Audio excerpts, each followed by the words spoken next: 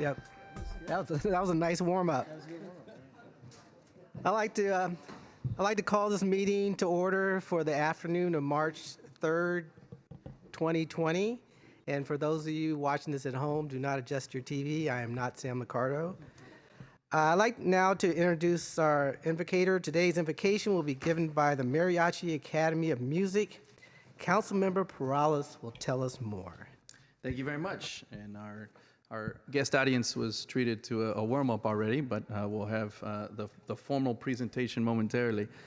Founded in 2014, the Mariachi Academy of Music has its roots in San Jose and Gilroy, but also provides instruction in cities all over the Bay Area and reflects the diverse backgrounds and cultures of the area. The Mariachi Academy of Music focuses on teaching its students confidence in their ability to play a range of music styles and genres.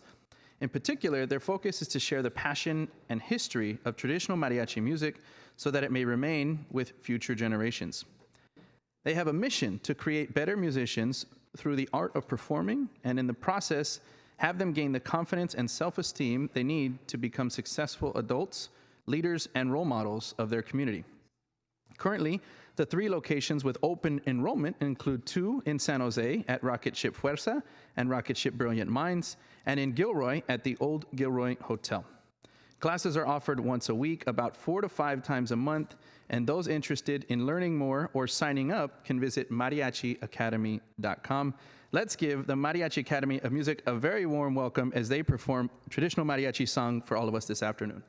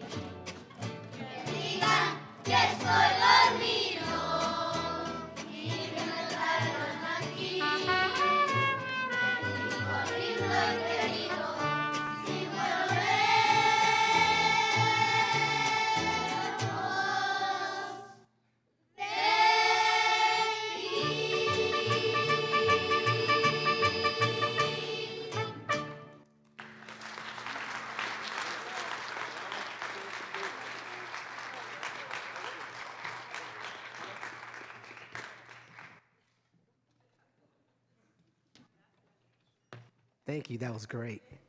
Can we please stand for the Pledge of Allegiance?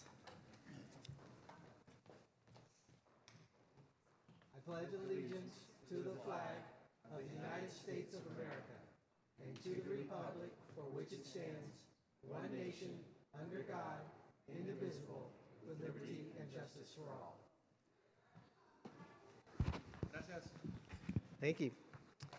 I would now ask Councilmember Davis to please join me at the podium, and we will proclaim March 5th, 2020 as World Lymphedema Day.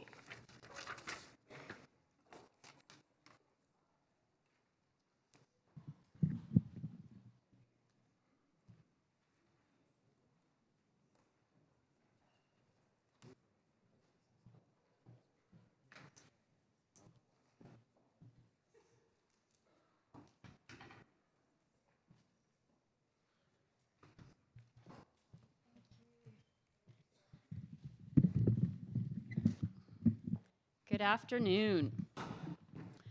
I am honored to proclaim the 6th day of March as World Lymphedema Day in the city of San Jose. This is the second year in a row that we have proclaimed Lymphedema Day. It is an ongoing opportunity for us to educate our residents about this disease.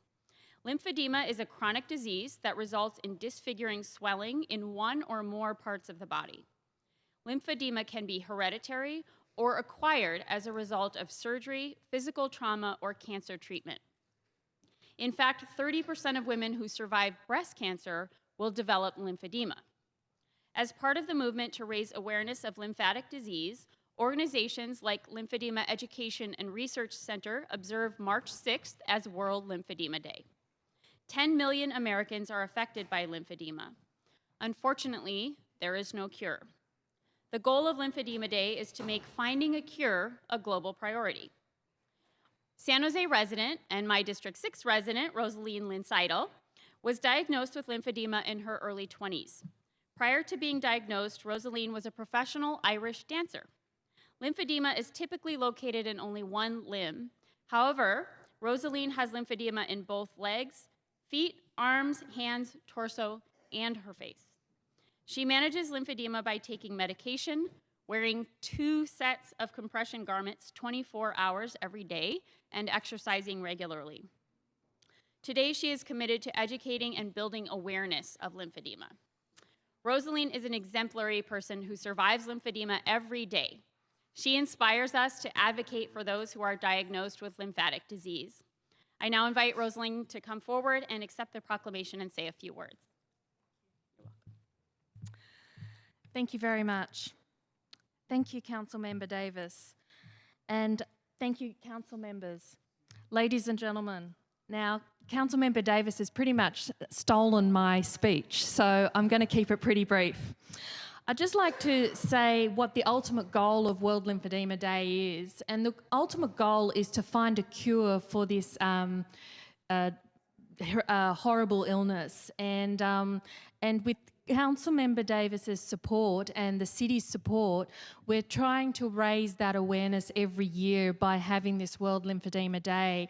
And I can't thank Councilmember Davis enough and the city for recognising this illness and bringing lymphedema to the forefront. So again, thank you very much to the City of San Jose, and thank you very much to Councilmember Davis. Thank you.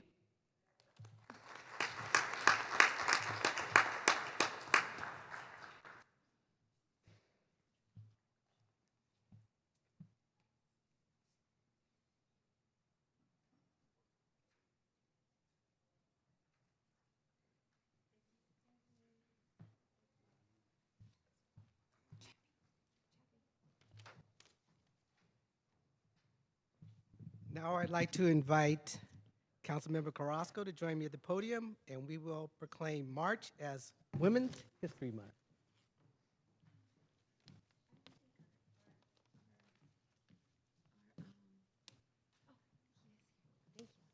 Oh, great. Thank you so much for being here. I'm going to invite all the women on the City Council to join me because, how are you, sir? How are you? Thank you for being here. Good afternoon, everyone. Today we are proclaiming March as Women's History Month in San Jose. We know that women's contribution to literature, teaching, the social justice movements, the development of our great city and nation have been largely unrecognized. It's been unrecorded, and it's even been lost. The attempt to remove women's impact on the growth of our community is even more perceptible for women of color. These accomplishments are lost in the pages of our history books, newspapers, and media due to many, many reasons. We can only imagine. But we must work to find these stories and tell them to our children and our families so that they can be inspired to be bold and courageous, so that our young girls can be entrepreneurials, be creative in building the fabric that makes San Jose, California, one of the greatest cities in the nation. This very city council will one day be recorded in history for having 5 courageous, strong-willed, dare I say stubborn women, serving our very great city of San Jose. And I'm honored to be able to serve with them and to proclaim this month as Women's History Month with Silvia Arenas, Maya Esparza, Dev Davis, and Pam Foley. This year, the County of Santa Clara is celebrating a year's worth of activities celebrating women's history and activism, which is led by the Women's Equality 2020 Leadership Council. And today, accepting the proclamation as the president and CEO of History San Jose, William Schroe, Jr., History of San Jose. The History of San Jose has a new exhibit that you can check out titled Her Side of the Story, Tales of California Pioneer Women. Her Side of the Story illuminates the hardships, joys, and lives of female pioneers in California, featuring 30 first-person accounts collected from women who traveled by land or by sea to settle throughout California before January 1st, 1854. This project demonstrates the importance of recording the story of women's struggles and successes in history. By recording these stories, we ensure that they are able to live in history. Thank you so much for being here. And Vice Mayor, before you present the proclamation, would you care to say a few words? Thank you. It's ironic that I'm here for Women's History Month, but that's the thing about being an historian. We celebrate and we study all parts of history. As you mentioned, our exhibit is called Her Side of History. Her Side of the Story: The Tales of California Pioneer Women. This was created by the California Pioneers Women's Association in San Francisco. It harks back to the 50th anniversary of California being founded as a state of the United States. They were going to celebrate all about the founding, and one of the ladies whose husband was being a part of the celebration said, well, what about us? What about the women? So the organization just started to collect diaries, stories, tales. They're all harrowing. They came across either across the Isthmus, across Panama, across Nicaragua, came around South America, and it's just amazing the journeys these women take. But the bigger part of the story is the unknown stories. As well as the 30 tales of these women, we have 40 photographs of women that came to California, and that's all we have. We just know they were here, and they know they lived, and they breathed, and they had children, and they had husbands, and they had families. And that's the more exciting part of the story, is imagining what these women's lives were like. And that's history, just making sure we collect every story, every photograph, every piece, and we can tell it to the next generation. Thank you.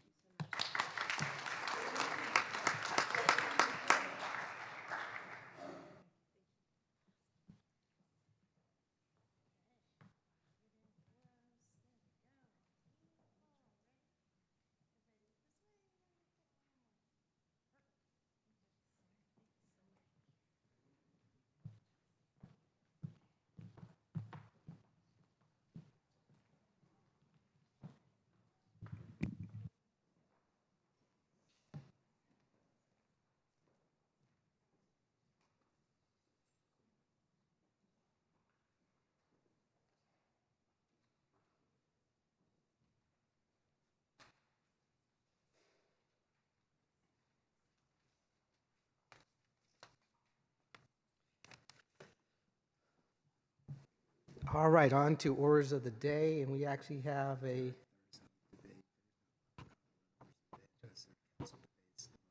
Okay.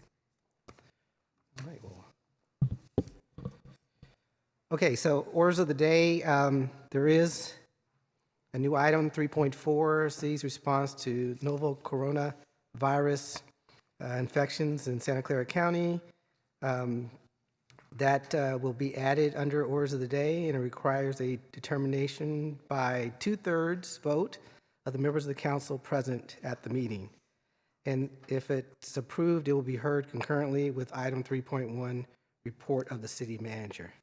If I can get a motion to add that to orders of the day. Second. All right, it's been moved and seconded. Let's vote, and I will be showing up as Sam Licardo.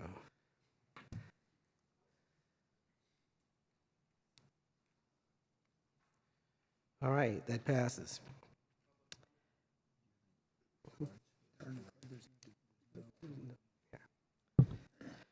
Okay, on to, are there any other changes for the printed agenda for words of the day? Okay, we've already voted on that, so on to Councilmember Camus, who's going to do an adjournment for Vincent Tarpey. Thank you, Vice Mayor.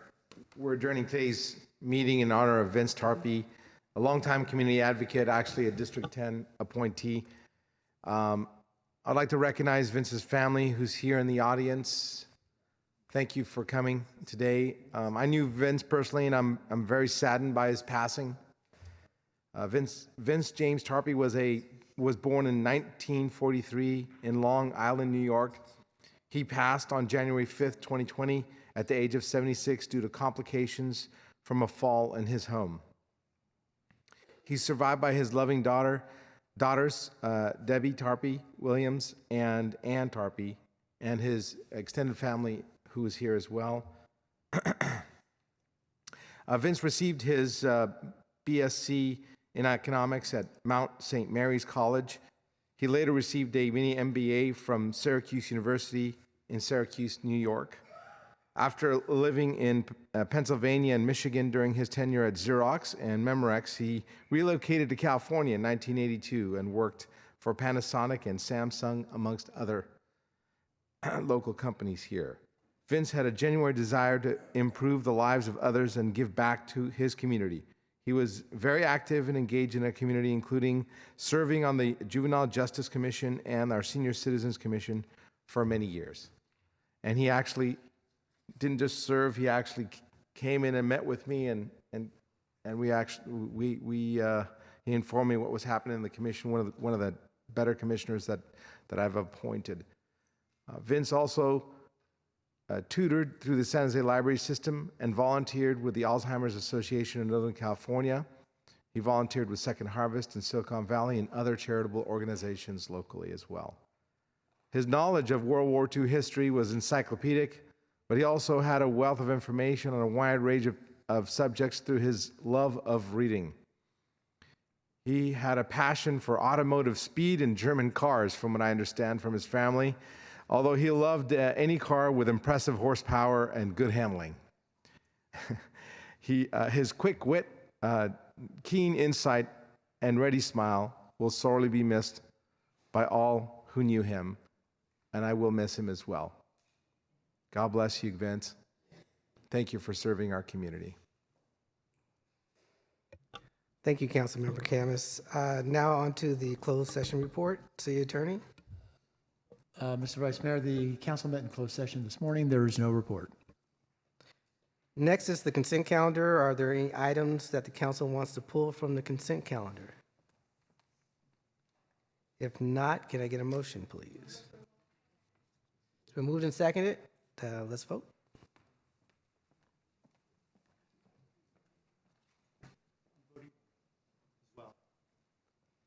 Okay, so that's 11-0. Okay.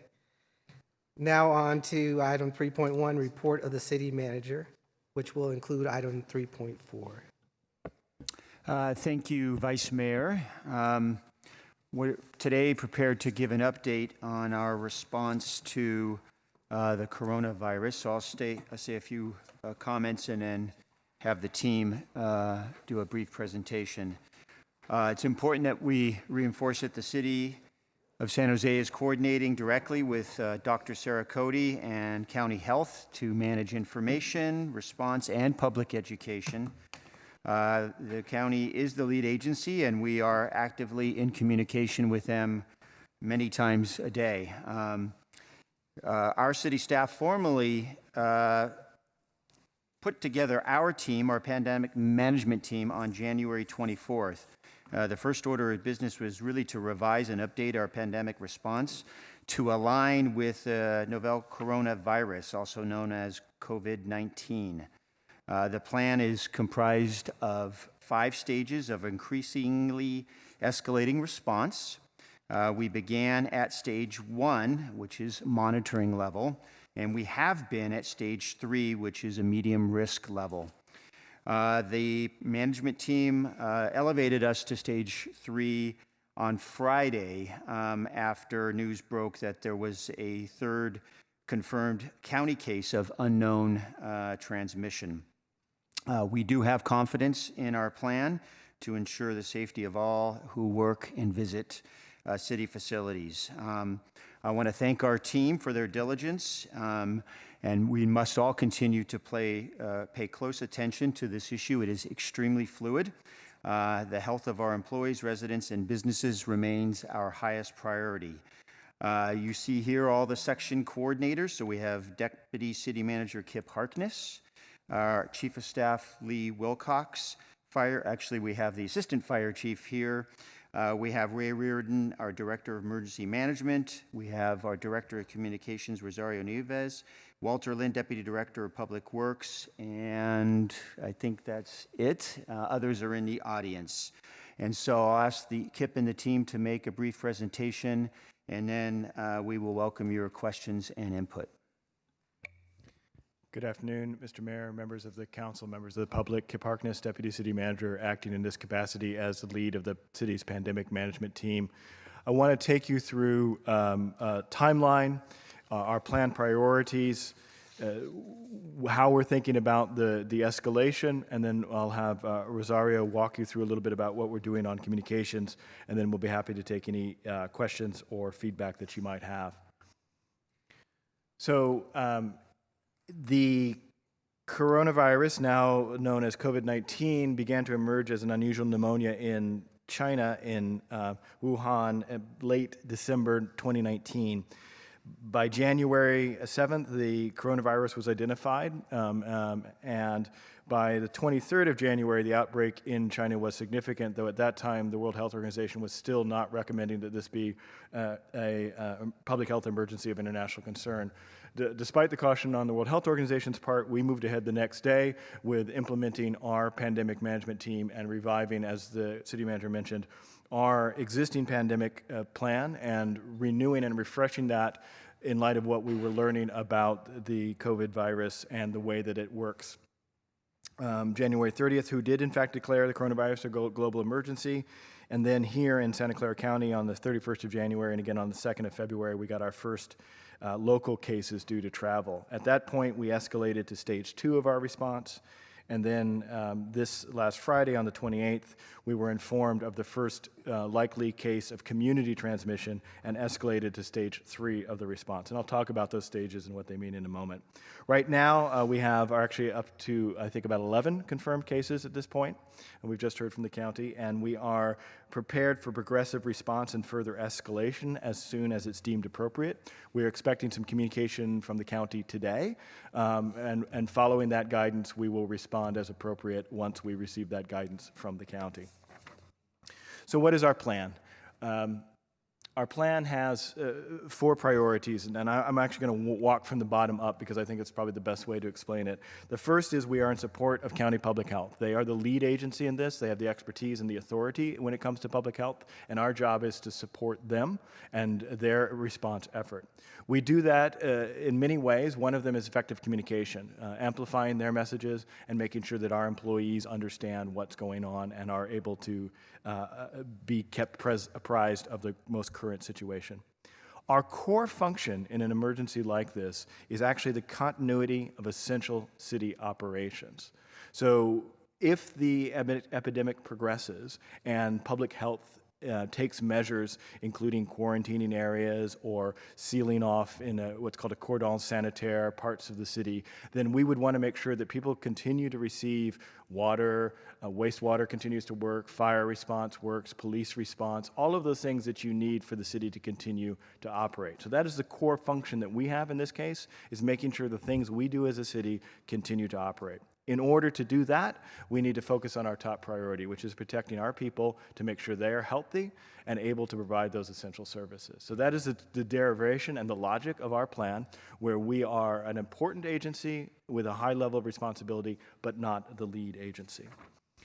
So specific to the coronavirus, because each disease is different, and as a novel virus, it is by definition new and unknown. We have been working to adjust our escalations to what we know or think we know about the virus and the threat that it poses.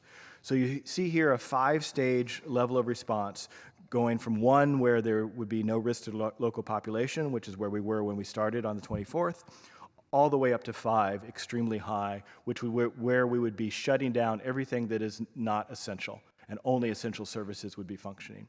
Where we are right now is 3, where we do not have any modifications to our service delivery, but we're telling people to take the basic self-protective measures of washing your hands frequently, try to stop touching your face, and the only thing that's probably new or different is we've stopped the customary handshaking at this stage, but we have not modified services or service delivery.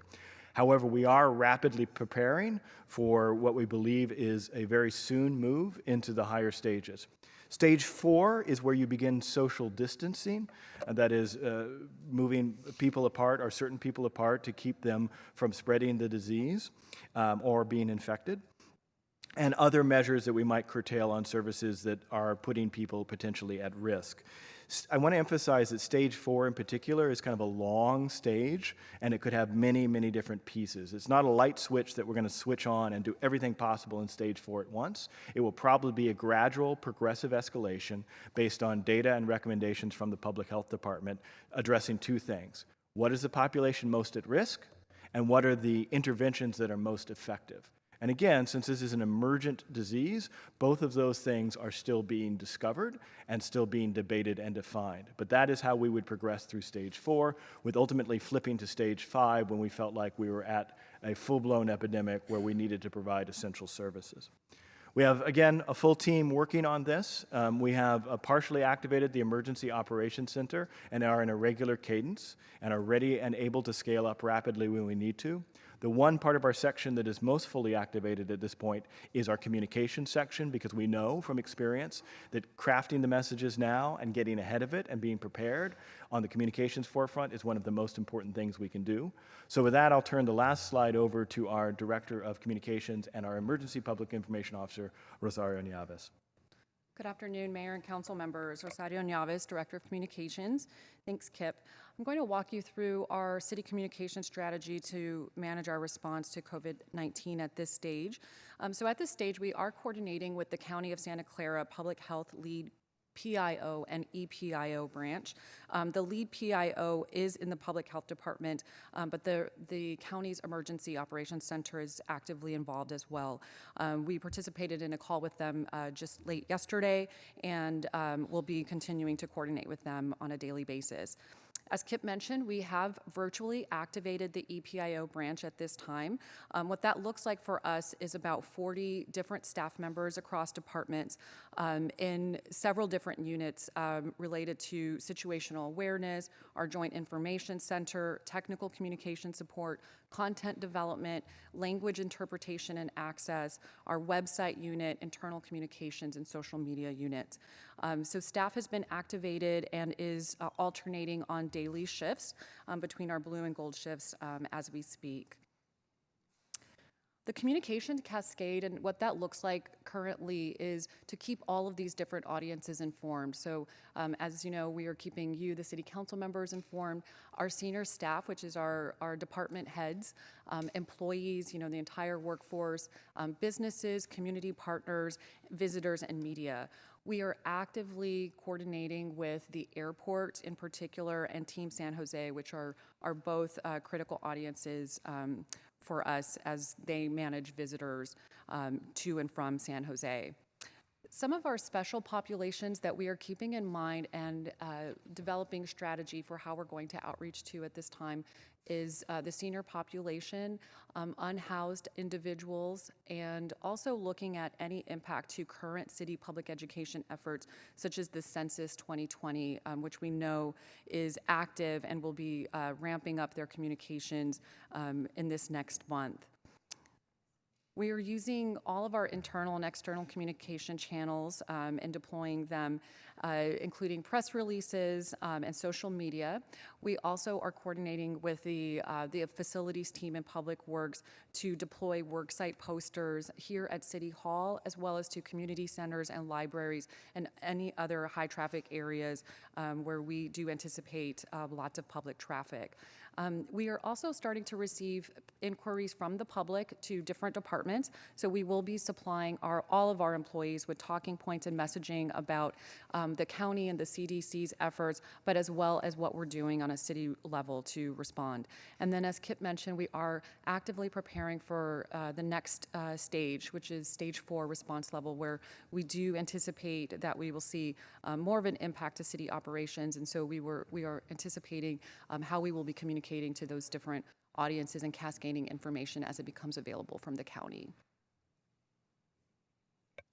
And then I think the only thing I'd add is a couple of points before we turn it back and open to questions. We do rely on the county and the public health as the experts in this, but that doesn't mean that we haven't been working to educate ourselves as well. We've been doing quite a bit of research and learning, reaching out to colleagues, for example, in Singapore to understand how they responded there, where they've been very effective at some preventative measures, as well as reaching out to folks in Stanford, CDC, through our networks to try to learn and be able to do more. My own background goes back 30 years started out as a community health worker in Peace Corps and had the opportunity when I was in Peace Corps headquarters to represent the Peace Corps on the global guinea worm eradication team. So I'm not pretending to be a public health expert, but I have spent many years working and thinking about transmission of these kinds of diseases and have a solid network that I've been tapping into in order to inform our response and make sure that we are thinking through as much as we can as the knowledge about the virus emerges. One thing that I would add that we are doing now is we're certainly doing proactive cleaning of hotspots. That's sort of the building version of washing your hands. And we are doing that in community centers, libraries, all of the facilities that we own. And I'm recommending all the ones that we have a partnership with do the same and follow that. We know that the likely next steps will include social distancing, and there are a variety of forms that can take, and again, it can be gradually escalated. One of the things we are preparing to do is increasing our capacity for people to work remotely and to telecommute. We know that that's a very effective way of people to be able to be productive and to be not transmitting, and so we have ordered additional computers and capability around that and are ramping up that function. We do want to make sure that that's targeted so that the folks who are providing essential services who can telecommute are the ones that will get priority, but we're ready to begin to broadly shift how we do business in the city as we move up this scale. Again, bottom line, all of that will be done as a team effort, and we will communicate in as close to real time as we can on significant changes and continue to make ourselves available to you as often as necessary for this type of dialogue and communication. With that, I'll turn it back to the city manager for any last words he might have. Thank you, Kip, and thank you to the team. And so, Mayor, we're available for questions and input. Thank you very much. I really appreciate how this team has worked so diligently and really astutely, as Kip pointed out, on January 24th, really beginning the planning. That was well before I think virtually anybody in this country was doing much of preparing for what we know now is a very serious situation throughout the nation. So thank you for being on top of it, and thank you for pushing so hard and for your willingness to take, I know certainly many of my calls at all hours as well as I'm guessing of my colleagues as well. What I really wanted this to be an opportunity for us to be able to sort of get all on the same page about what the city is doing, what it can do, what it is obviously deferring to the county to. That is, after all, the lead agency, the County Public Health. They are the experts. So this is certainly a time to ask questions or to make suggestions about what the city should do, shouldn't do, either for our workforce or for the residents we serve. But I would suggest this wouldn't be a great time to ask a lot of public health questions because those experts are not in the room, though we're happy certainly to bring them in when they're ready to come in. Okay, so for the Councilmember Esparza. Thank you. I had a question and then a comment. I had a question about, I've been hearing a lot of questions from the community about school shutdowns. So if you could address that, that would be helpful. Yes.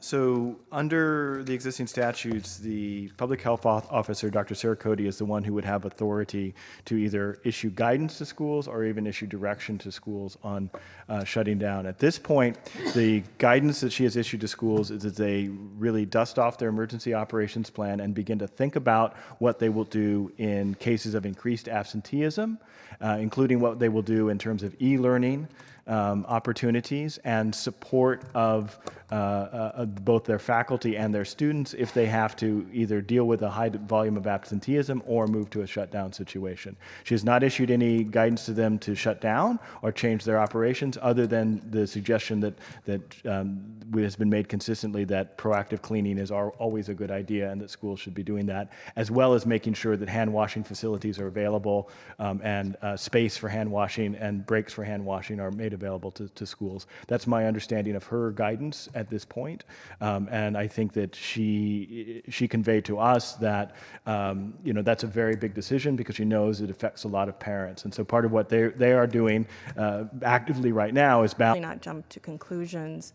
When you think about this more rationally, we can just take those logical steps to figure out what to do next. And I think we need to be very clear with our community because there's just some really large misconceptions out there. I know mainly we've seen in this county person-to-person transmission, and it's not surface contact. Of course, we have to take the measures, common sense measures that we would with any type of virus, and so of course washing our hands and making sure we use 60% alcohol, antibacterial.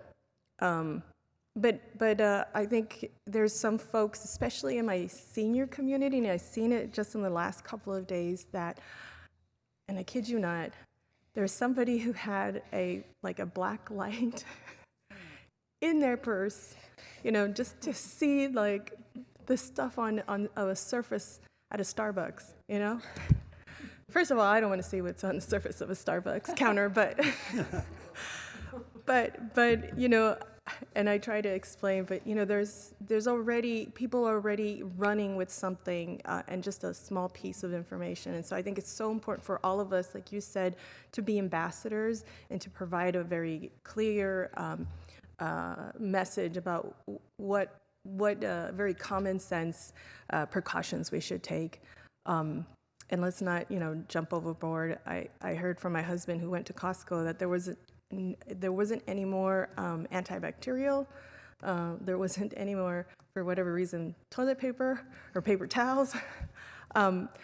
So people, I think, are just either stocking up to stay at home. And so it is really up to us as representatives and advocates in our own community to continue to provide really clear and concise and true information.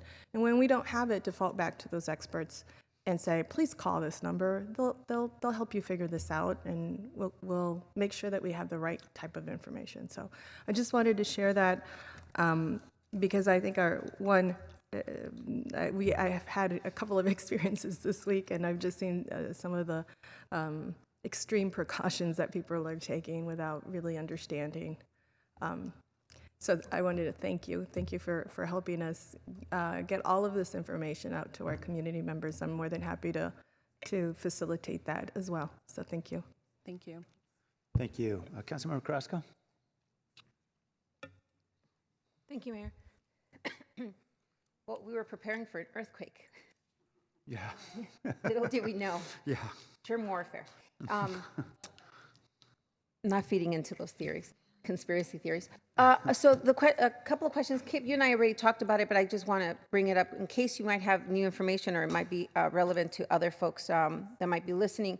One, of course, my district is a densely populated district, and so is the edges of Councilmember Arenas, and of course we know D3, D7. And so my fear, if there were to be an outbreak, then it's going to be like a wildfire just in the areas where we live because of the close proximity of where people live. So I just want to be able to put that out there because the better, the more clear the information and the most accurate information that we can get, and the earlier we can get it out there, the better, without causing alarm, unnecessary alarm. And so I know that it's always like this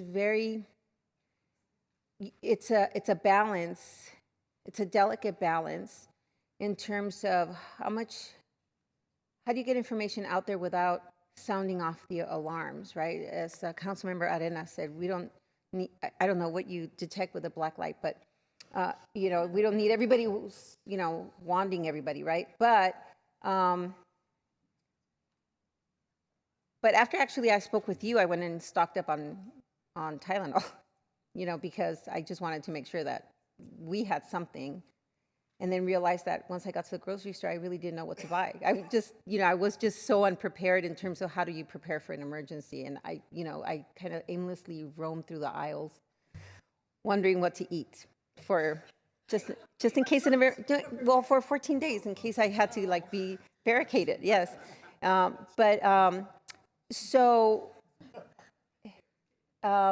So I just, if we could have something, and I've said this before to others when we look at whether it's our pavement program, whether it's preparing for an earthquake, a visual that is very appealing to folks when you go out there and you do outreach, that is so easily legible and digestible to the common folk.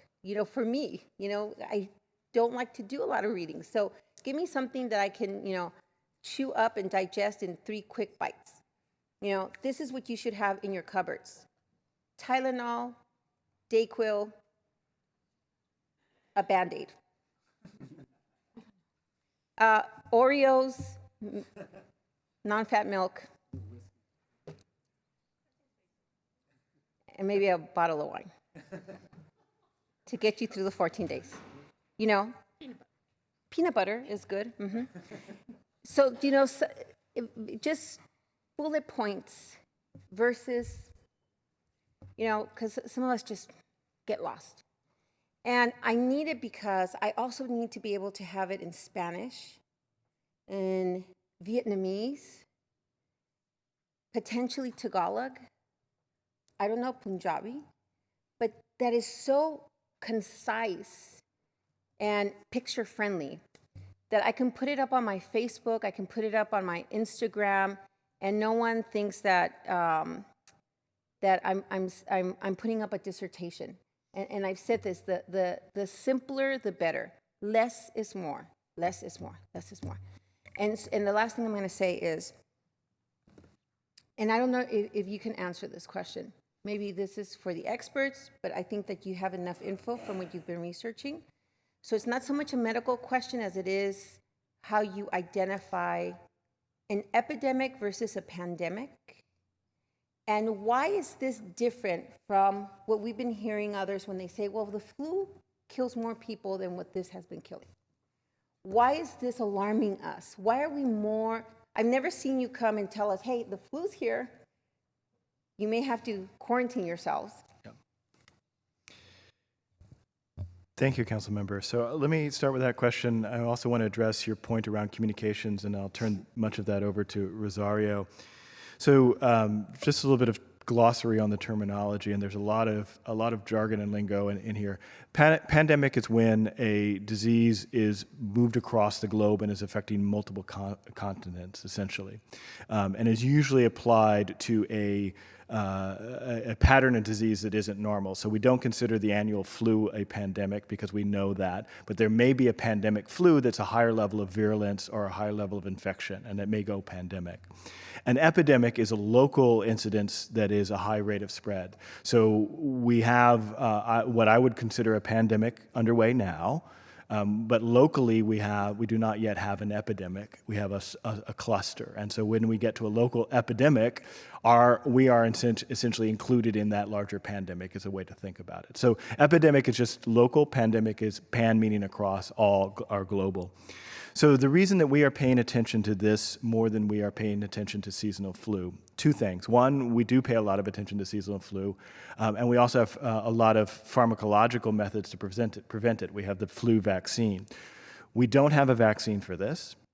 We do not have the indication that we will be able to very rapidly develop a vaccine for this, certainly not in the next few weeks and months.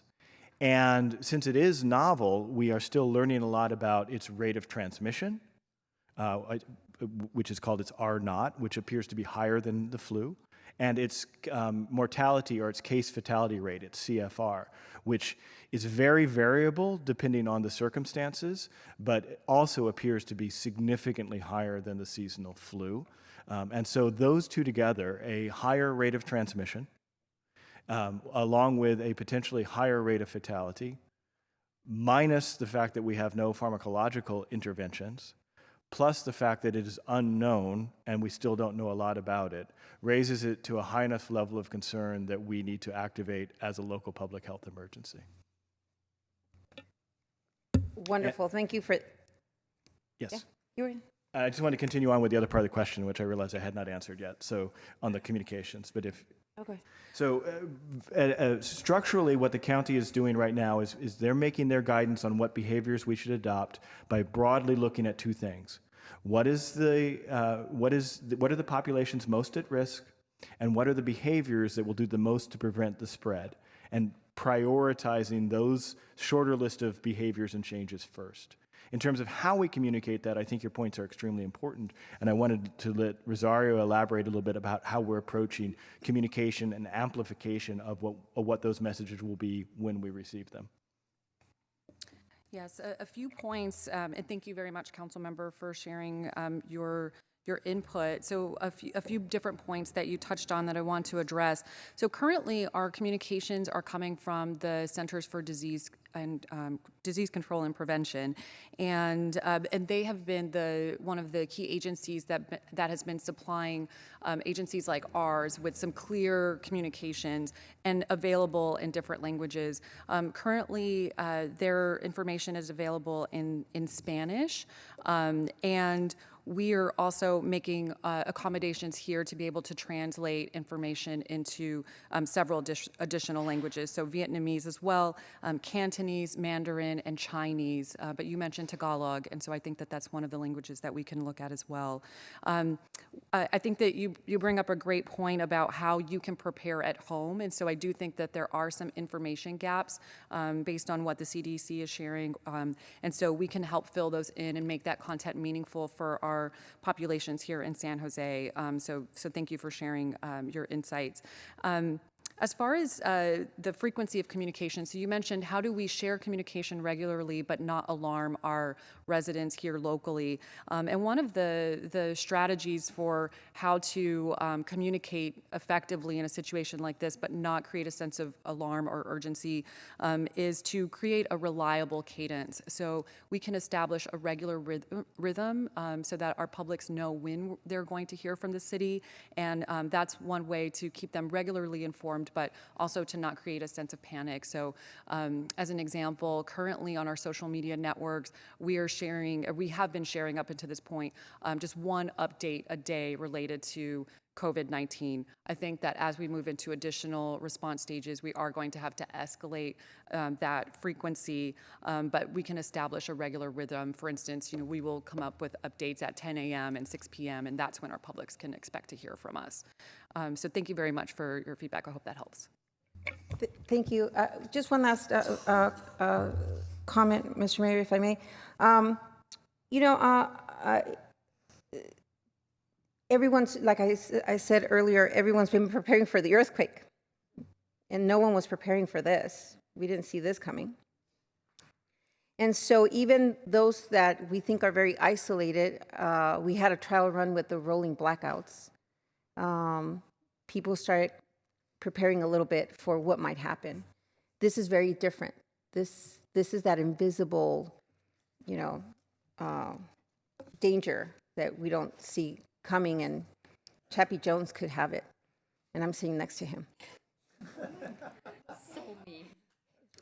But that's why I have this next to him. Oh, or I could have it.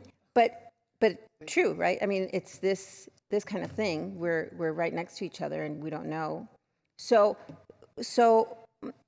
I mentioned that because I hope that our faith-based congregations are being taken into account. When Kip called me on a Saturday, I said, you know what tomorrow is, right? It's Sunday, where 10,000 people gather at Our Lady of Guadalupe and they drink from the same cup. That's frightening to me, especially when you're dealing with a community that maybe doesn't have all the information, or that that may be led in a different direction for different reasons, all valid reasons, but they need to have that information. So we need to be working with the diocese, at the very least, so that they can have, the priests and the pastors can have direction as to how they carry out their masses. Councilmember Deb Davis just shared that in her church, they dip versus drink. I've never been to one like that, but that sounds like a solution to me. It's all symbolic, and it works. And so that's a real concern to me, because there really is a lot of sharing in large spaces like that in my community and in other communities. So I hope that we're working, or the county's working, to get the word out to leaders of large networks, so that accurate information is being disseminated to their networks. And then I heard this morning that even in games in high schools, or I don't know if it's professional games, they're actually asking them not to do high fives. And so if we're even having those kind of concerns, then all this other really is elevated. So I'm thinking about the gyms. I'm thinking about private gyms. I'm thinking about the YMCAs. I'm thinking about that kind of thing. So those are the kinds of gatherings that I know that sometimes we don't think about, but lots of people gather there. And so I'll just leave it at that. But thank you so much for your work, and now helping us deal with yet another potential situation. Oh, the last thing. This is definitely the last thing I'll say. As we look at whether it goes from 3 to 4 to 5, without setting off the alarms and being alarmist, and I know that again, this is a delicate dance. To move to a 5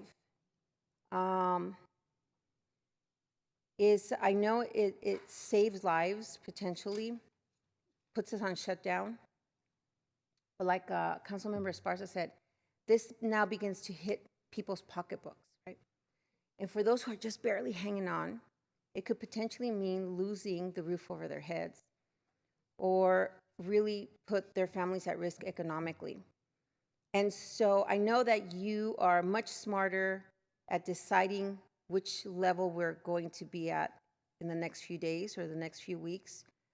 Much smarter than me, because you're going to have all the information, and you'll be very diligent in deciding that. Some people want to exercise extreme caution, but we're very lucky. We can work virtually. That's the blessing that all of us have.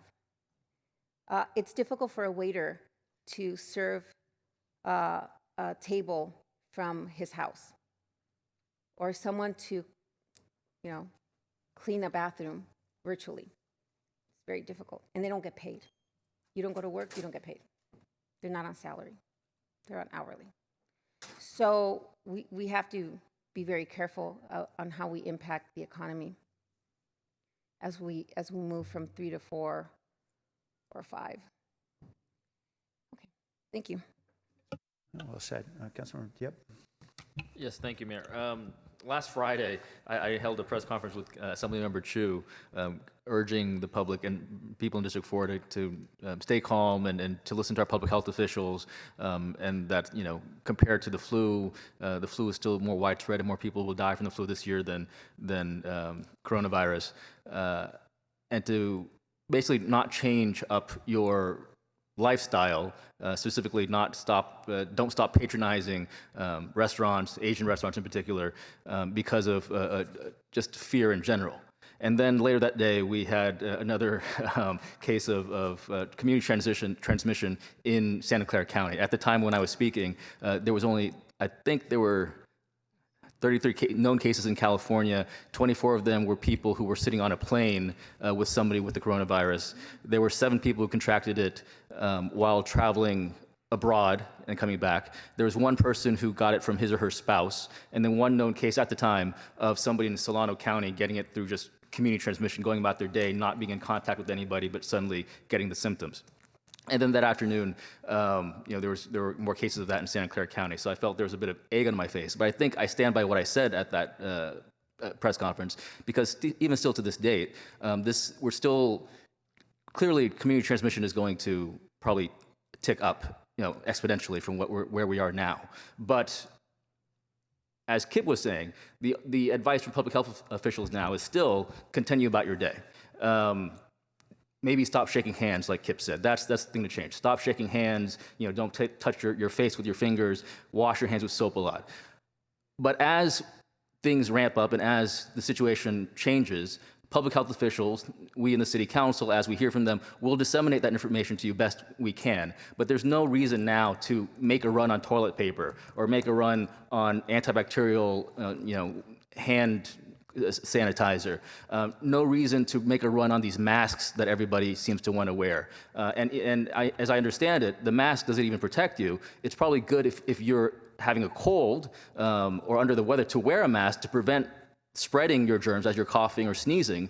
But wearing a mask in and of itself is not going to protect you if you're already sitting next to somebody who has, you know, who's infected.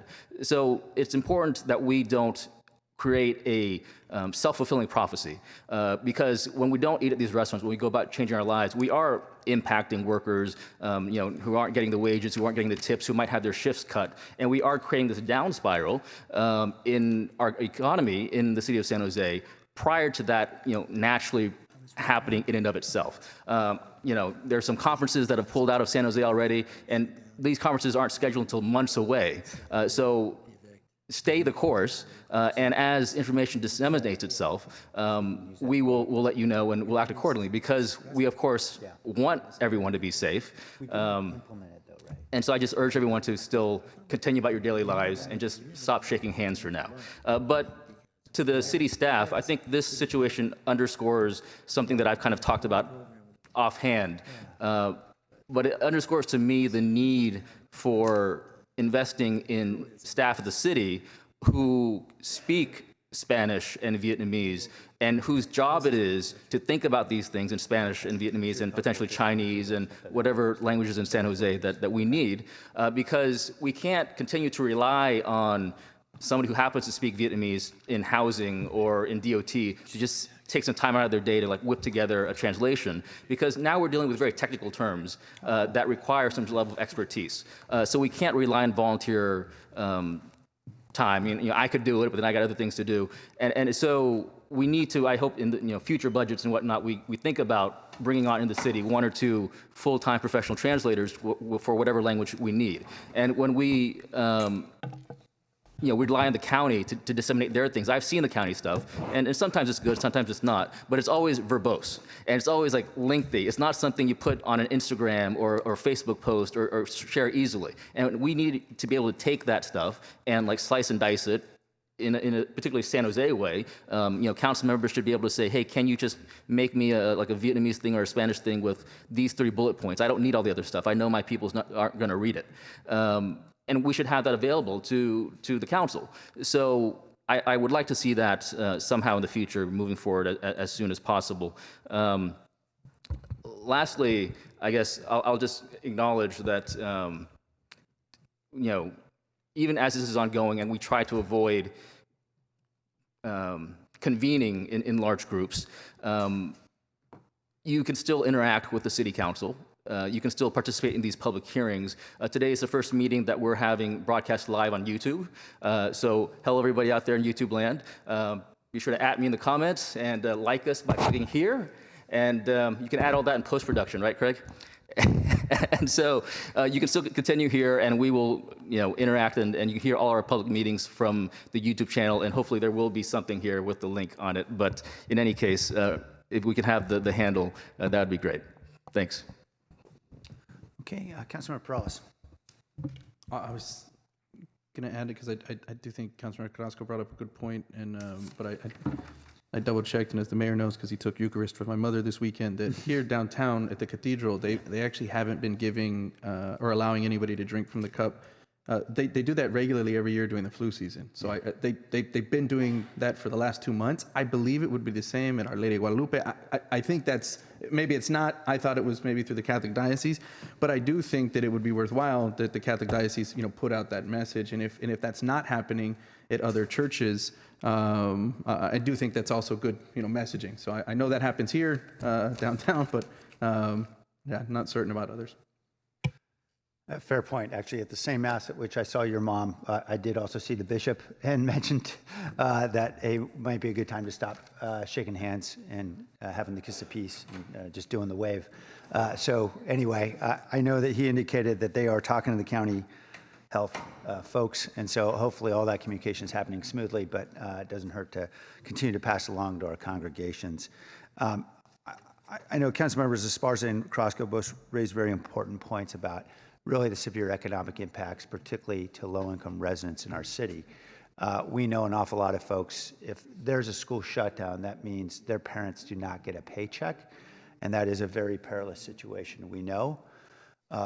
Rick and I have been talking for the last couple of days, I guess, about what the city can do, and you may recall during the time when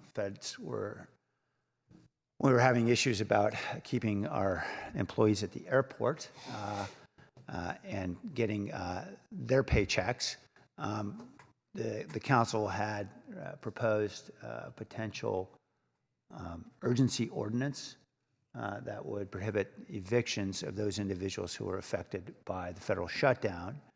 We are looking into something similar here. Obviously, it would have to be targeted and focused, and we don't want to be launching it until it's really appropriate, which is when the county is actually giving that order. And we're a ways off from that, I believe, based on everything we're hearing now from the county. But we certainly are preparing all that, trying to make sure that legally we're in a sound position.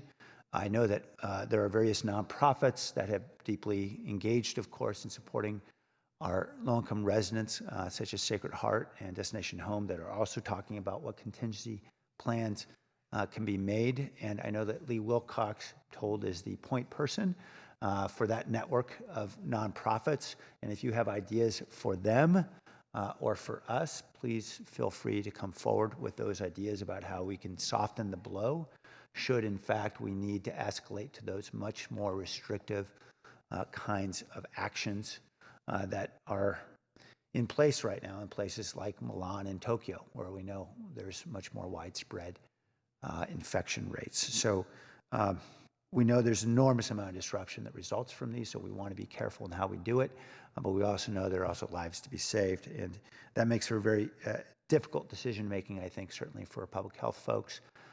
We continue to listen to their good advice as well as the advice of other experts throughout the country who are weighing in about exactly when and how to do what. I really do think it's a great idea of Councilmember Carrasco's to sort of have a stay-at-home kit for those who are forced to shelter in place, as they say. We know that self-isolation is one of the consequences as things escalate, particularly if someone in the family is diagnosed. And so it may help if we have a discrete list of things that may prevent the run at Costco. Well, I suspect that's already happened. I know that's already happened. I've heard it's a war zone down there.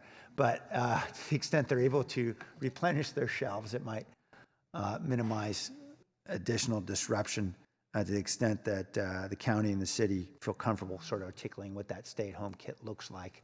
I think that is a great idea. Anyway, I know everybody's working overtime, many hours to try and prepare, put plans together. I really appreciate all this effort. We know that if we're lucky, it's all for naught. If we're lucky, it means we don't have to implement any of these plans, but we're going to need those plans because there's a lot at stake. Okay, we have several members of the community who'd like to speak. Mayor, I have my button on. Oh, I'm sorry, forgive me, I didn't see that. Councilmember Esparza. Yeah, I actually just wanted to add a comment to what I mentioned earlier, which is about the housing component. So that's awesome to be able to do the eviction moratorium once or if an order comes out. I wanted to ask if you could look into whether we could use the FEMA money to pay back rent, or if we would have to access our homeless prevention funding through our housing department, on all the ways that we could do that, because an eviction moratorium is awesome, but the back rent would still exist, and that's an issue that then would affect landlords, especially small business landlords. Like, it's just this huge trickle down thing that it's something that I think we should look into, sort of what our options are moving forward. Thank you. Yeah, great question. I'm just curious. I know we've had some experience here dealing with FEMA compensation after the flood. Ray, is that the kind of thing we'd ever be able to get FEMA or state money for? Typically, those monies come available only after a presidential declaration. Yeah. And so the process hasn't started yet. The state's quite a ways away from a state declaration as well. So they're still assessing and trying to come up with that process. And if there is a declaration, is there a likelihood that there would be dollars for families, for example, being able to pay back rent? That we'd have to investigate. Okay. Great questions. Thank you. Councilmember Camus? Yeah, I mean, you may not be the right people to be asking this question, so I apologize if it's being directed in the wrong place, but do we know how many testing kits that the county has to identify who has this virus? There, as you know, has been a real delay initially in providing kits. There was a problem in the original kits that were distributed. The amount of kits and the number of sites that could test is rapidly ramping up, and the amount of testing and proactive testing is rapidly increasing. Don't have the exact numbers, but we have been in communication with county throughout the day on the results of the testing, and we'll be checking in with them a little bit later today to get hopefully a little bit more sense of the extent of their testing. But it has been rapidly ramping up, especially over the last 3 or 4 days. Thank you. Okay, we have several members of the community who would like to speak. Blair Beekman, followed by Paul Soto and Mark Trout.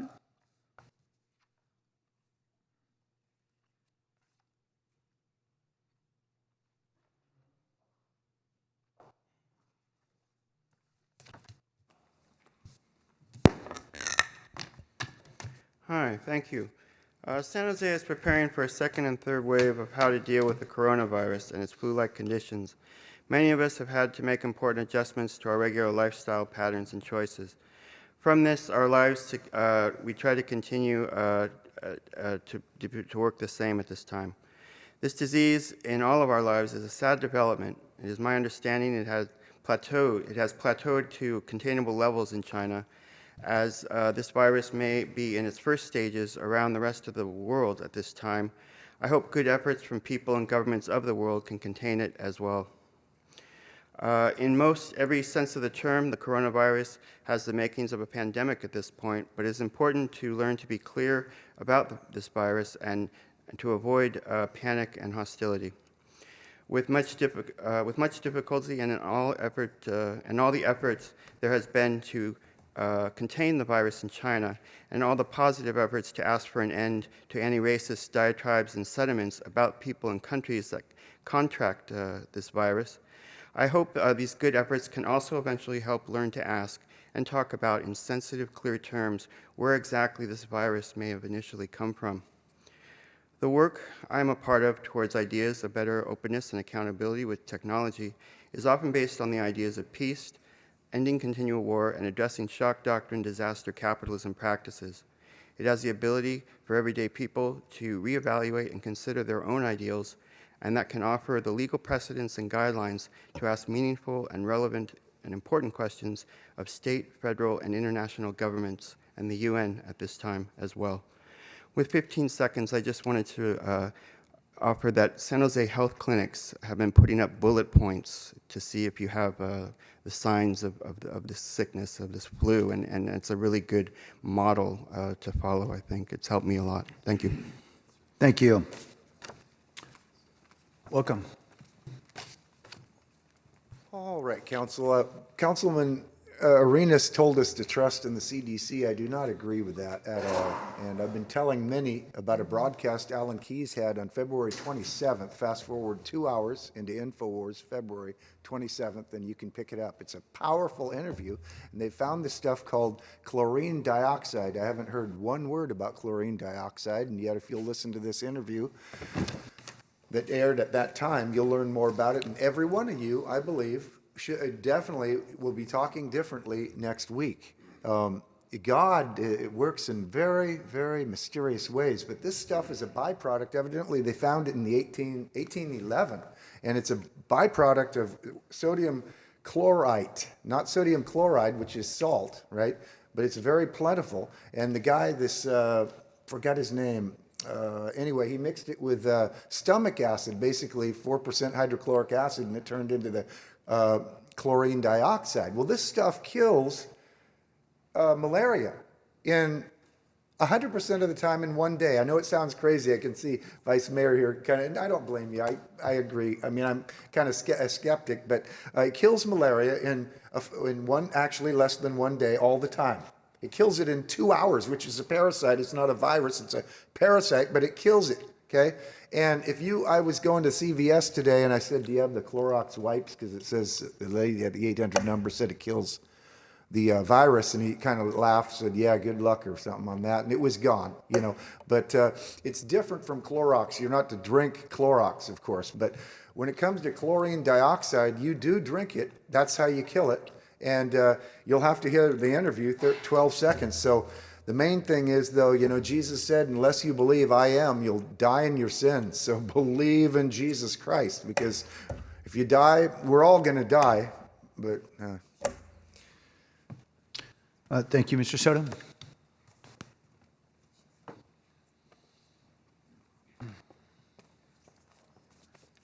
Mayor, members of the council. I like the fact that there's 5 women and 5 men on the council. It provides a very a balanced approach to the issues that we face as a city. You have it balances the masculine and feminine energies in the setting of policy, and I saw that displayed today. Women are the bearers of life, they're the nurturers of life, and they're the protectors of life. And I saw that demonstrated here today. And so I appreciate that. One man's stubborn and willful woman is another man's tia, because that's how my tias were.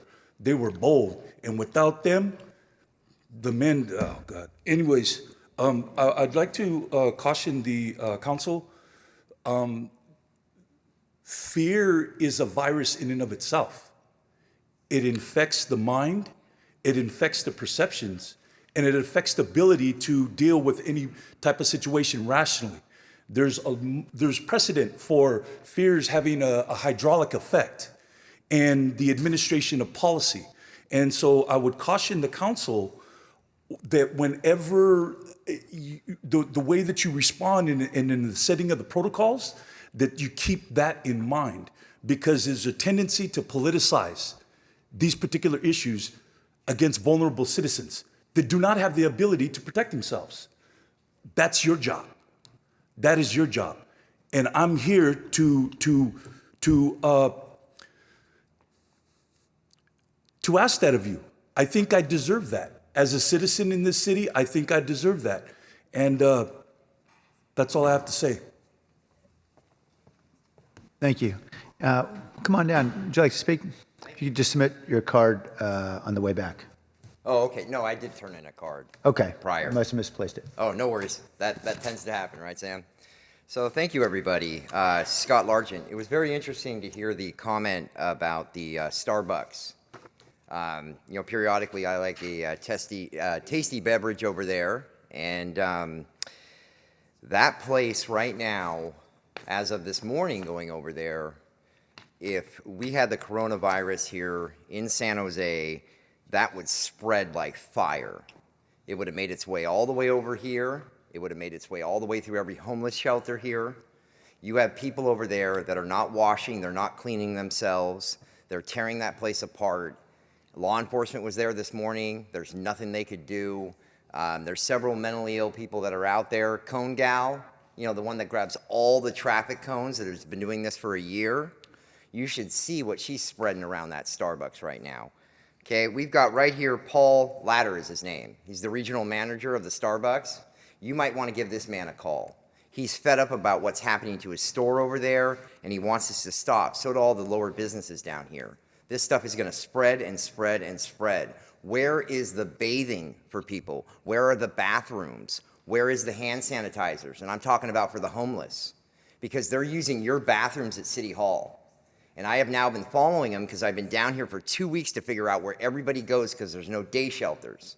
Okay? They start off at City Hall over here. They go over to the Starbucks. They go up and down the streets. They urinate. They defecate. Then they make it over to the county building over there. They go up and down the light rails. There's urine. The stuff is nasty. It's everywhere. And the comment about the black light, wow, a counter at Starbucks, they're cleaning that counter nonstop. And I'm just wondering, we should bring in portable cleaners and showers. Grace Baptist over there right now, maybe that would be a good facility to get those things there maybe tomorrow. Wash people's clothes, clean them up. This is going to be really bad, so thank you. Thank you. All right, I believe those are all the cards. Anyone else want to speak? Okay, thank you. Then there's no motion required here. This was for our information. I really appreciate, again, all the information from staff and all the hard work. We'll move on then. We are on to, we've already heard the consent calendar, is that right? Yeah. Okay, we're on to item 3.3, which is approval of the new city council policy on suicide prevention. And there is not a presentation, is that right? No presentation, okay. Let's hear from the public. Paul Escobar, followed by Paul Soto, followed by Mary, I believe it's Mary Kloner, followed by Vic Ojakian, Kathy, and Scott Largent.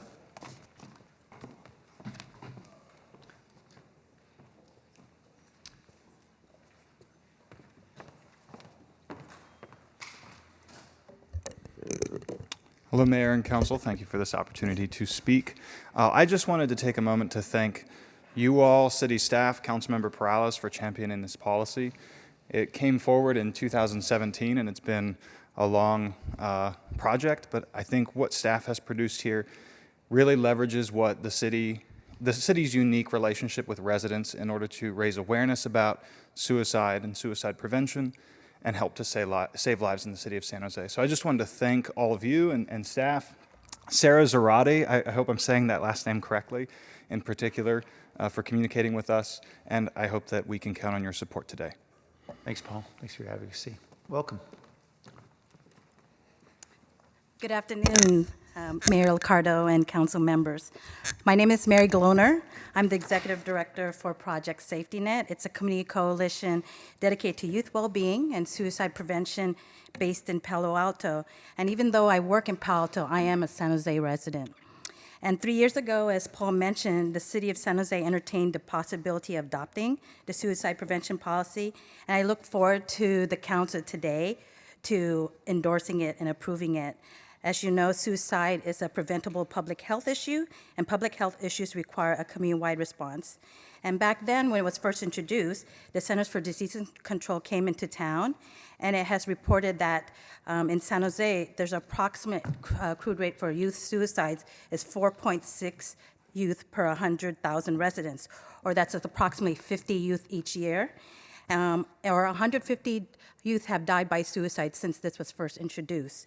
And as someone who's a public health, to provide some public health professional perspective and community health ed, as you've heard in the news and based on conversation before, the nation is considering 100 cases of coronavirus as a crisis. So knowing that 150 youth have died from suicide, I would hope you would have that same level of passion and attention. And how the city of Palo Alto has adopted the suicide prevention, it's helped to elevate the issue, it's helped support the partners who do the frontline work, but also it connects the city to resources beyond the county and federal level to help you do the work. So I'm very excited that this is happening. Thank you for your work. You're welcome. Welcome, Paul.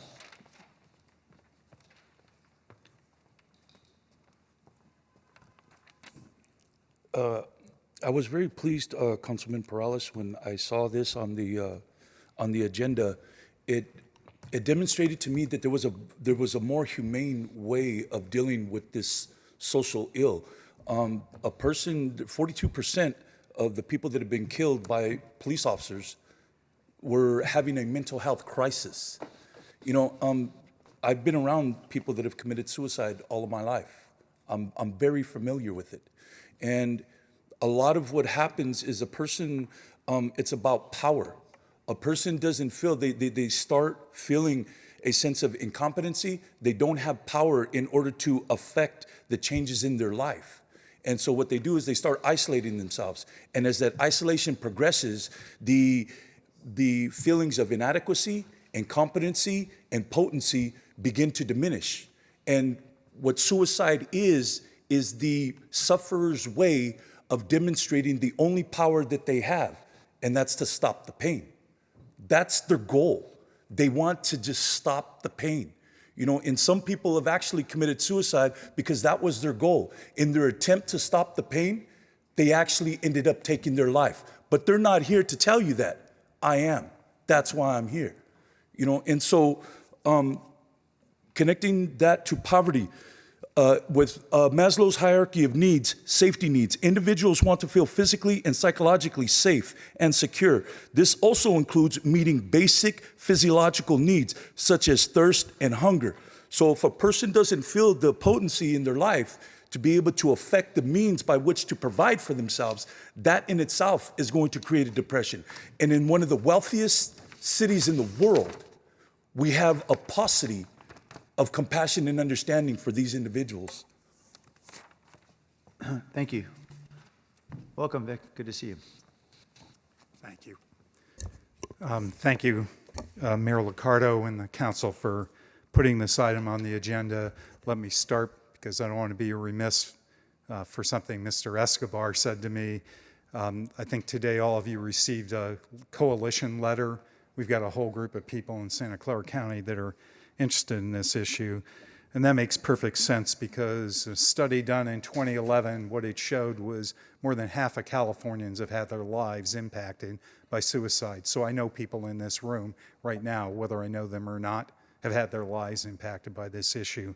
This is a chart, 10 years in California of suicides. What it shows is the numbers going up, up, and up. So you want to talk about a public health matter that has actual deaths. This is that matter.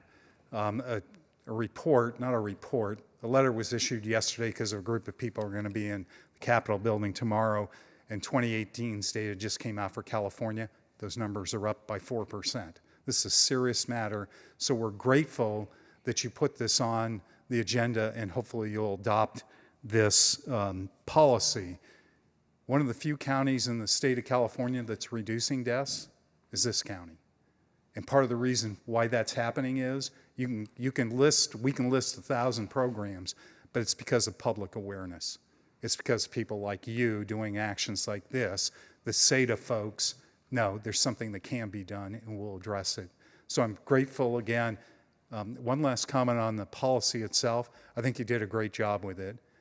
Including listing not just citizen involvement, but looking at your own community, your own staff, because we know that there have been deaths in certain professions, and we know that letting that go unaddressed won't be helpful. So I'm grateful for the things you put in the policy, and I hope you unanimously adopt it. Thank you. Thank you, sir. Welcome, Kathy. Kathy's Scott Larson and Blair Beekman. Sorry. You may have to just hold it. Sorry. Thank you, Mayor Liccardo and the City Council for the opportunity. To speak on and put this item on the agenda. Personally, I think a lot of people have been affected by suicide in our lives. I've personally lost friends, classmates, ever since I was in high school, in college, at San Jose State, a partner. And so I really want to thank the staff and the City Council for the work putting together this resolution. And I really hope for all your support to pass this council policy. Thank you so much for giving me the opportunity to speak. Thanks. Thank you. Welcome, Mr. Beekman.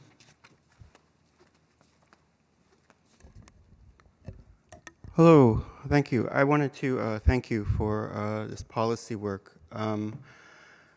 You know, with the events that happened at San Jose State Library in the past few years, definitely a thank you. And that I was surprised that suicide rates are going down here in Santa Clara County, and that there's a lot of caring people and issues, women's issues, in fact, that are worked on here in Santa Clara County that I wonder if has played a factor in that. Maybe it can help with the domestic violence issues and the like.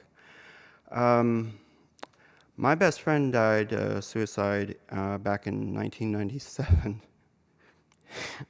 and it was sad. And it was before 9/11. And we're kind of in a new era now, and things are just wham bam, explosive, exciting, wow, jeeper, neepers. I don't know what to say, but people, I think, are thinking about suicide more now. And because of 9/11, it's just invited this crazy way of thinking. And that's, my work with the technology ordinance and its like is really to create a sense of community spirit and something that you can rely on. It's comforting. It's good democratic practices. It talks about our future, and I thank you for sitting up here with my patience, listening to me talk about this every week. And the things that I talk about are the things that me and my friend who's passed away. These are the things we used to always talk about, and they're just like very important and a part of me. And thank you. Thank you. Mr. Larson.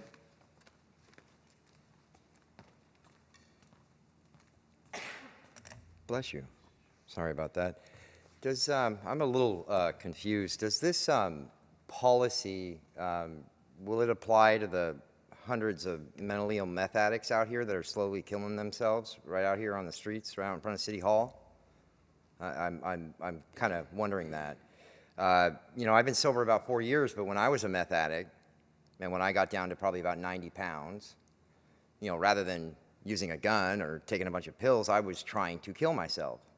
And that's what I think a lot of these people are doing right here.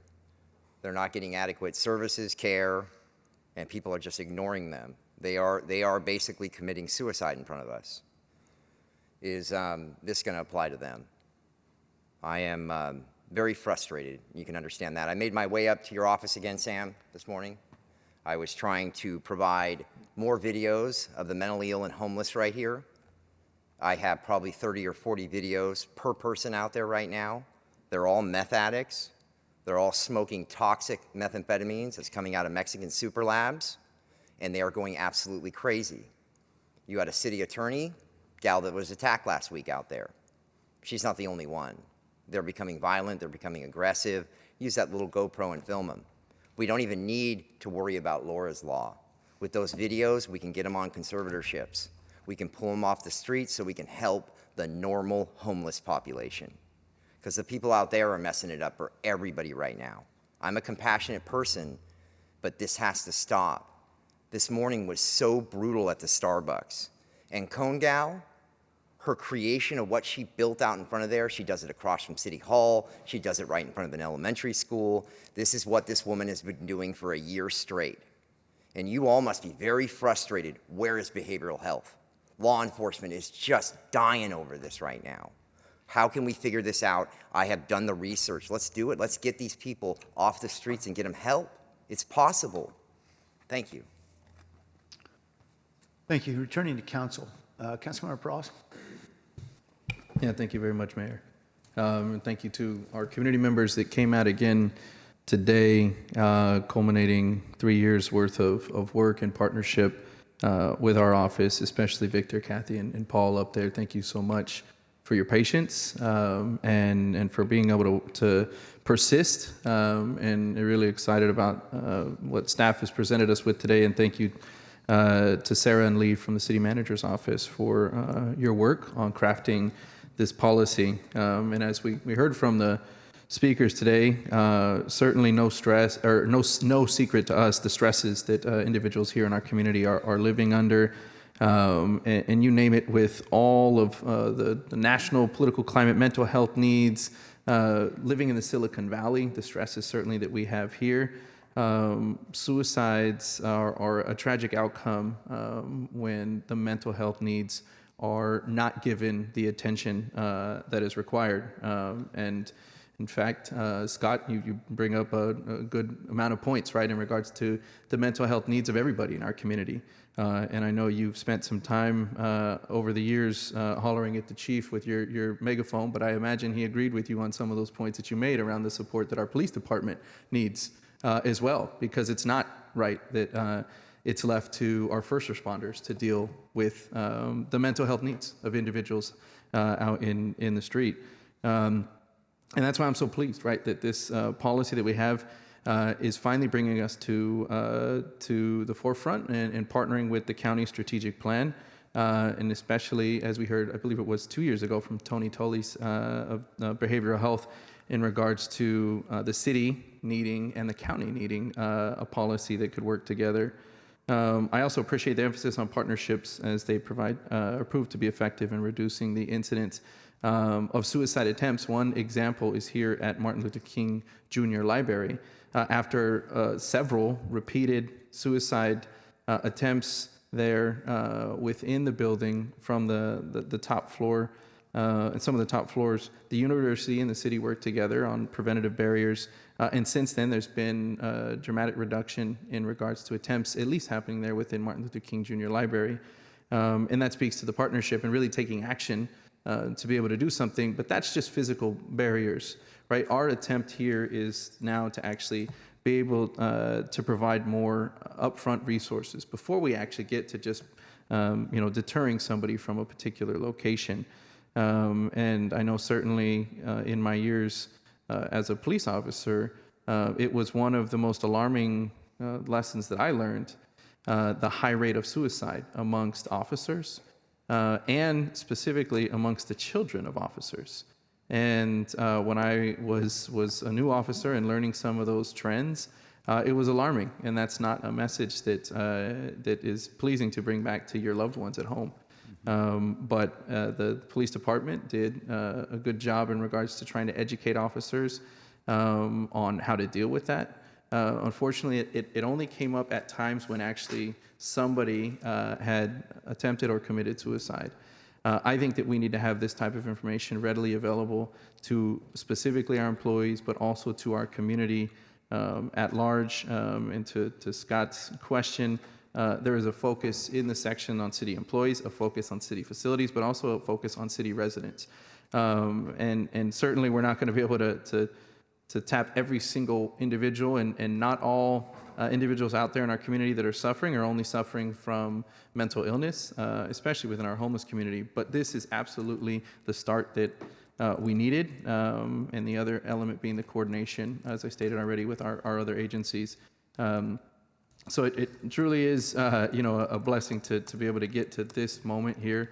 I did ask in a memo that I submitted that we get a report back on an annual basis through our Public Safety Committee, and so I would like to move my memorandum on this and accept staff's recommendation.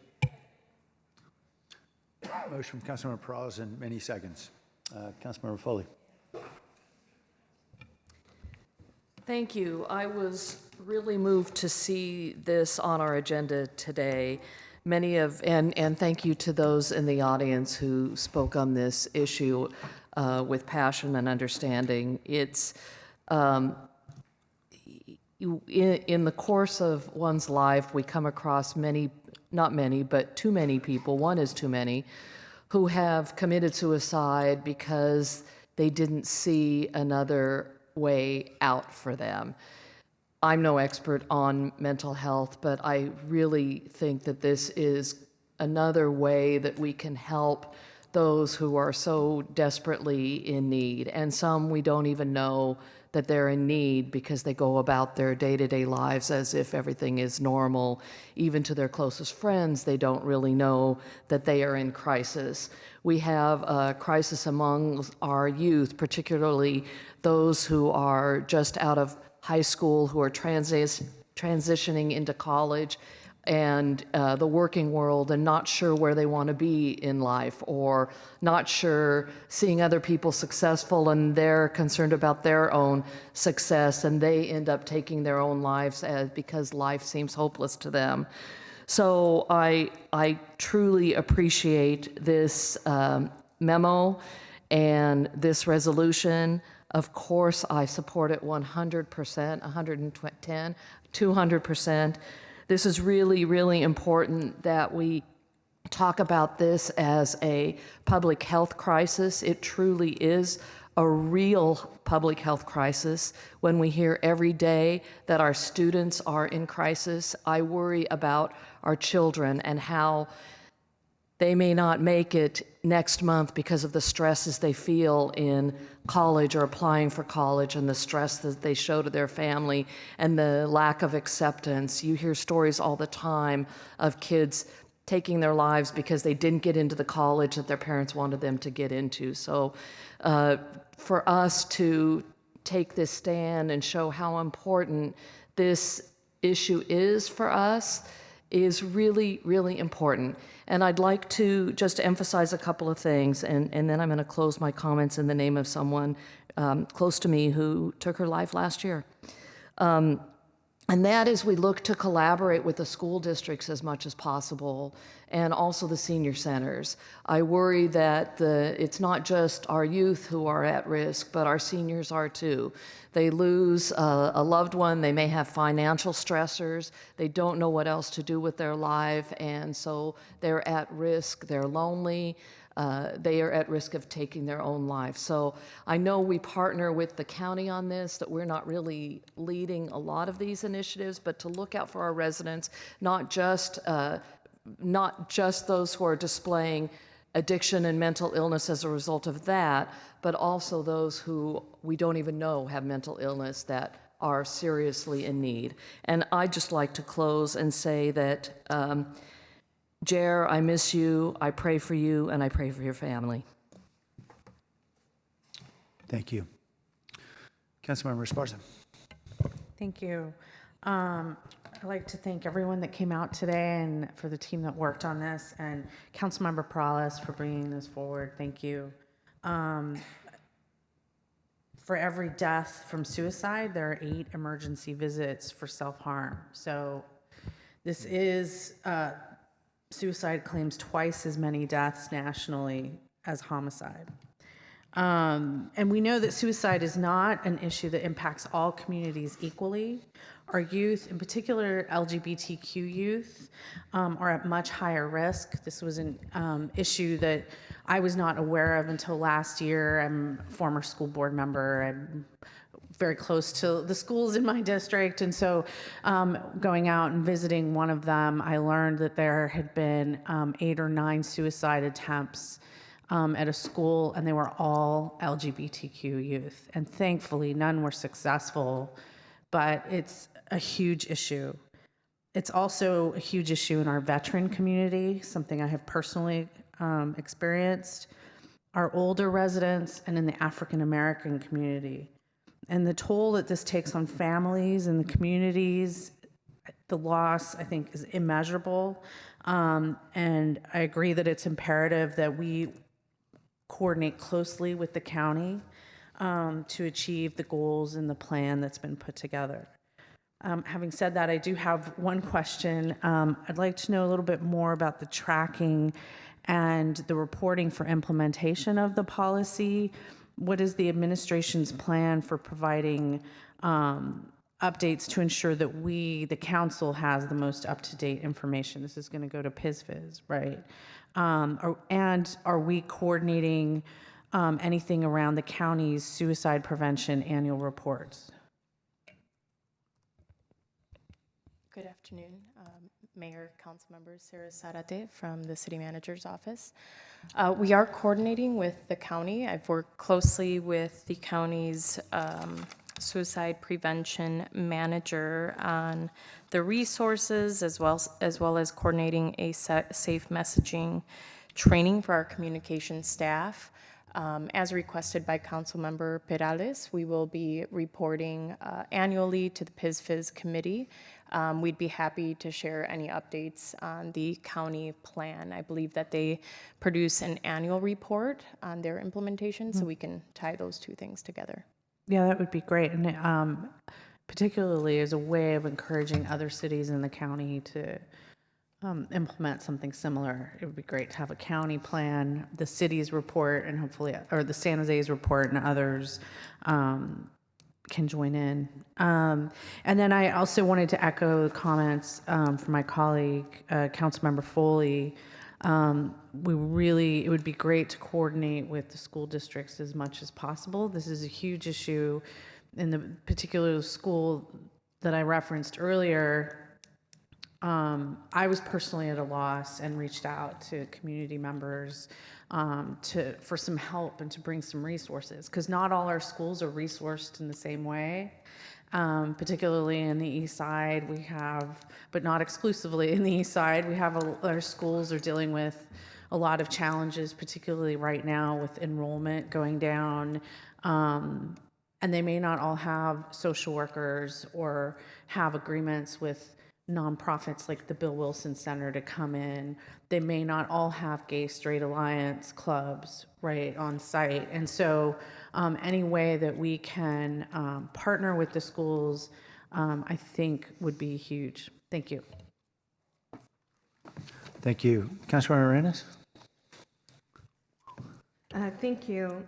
I also want to echo my gratitude to staff and to Councilmember Perales for making sure that this very difficult subject stayed on our priority list and that we move forward with it. And so I wanted to just bring up a couple of points.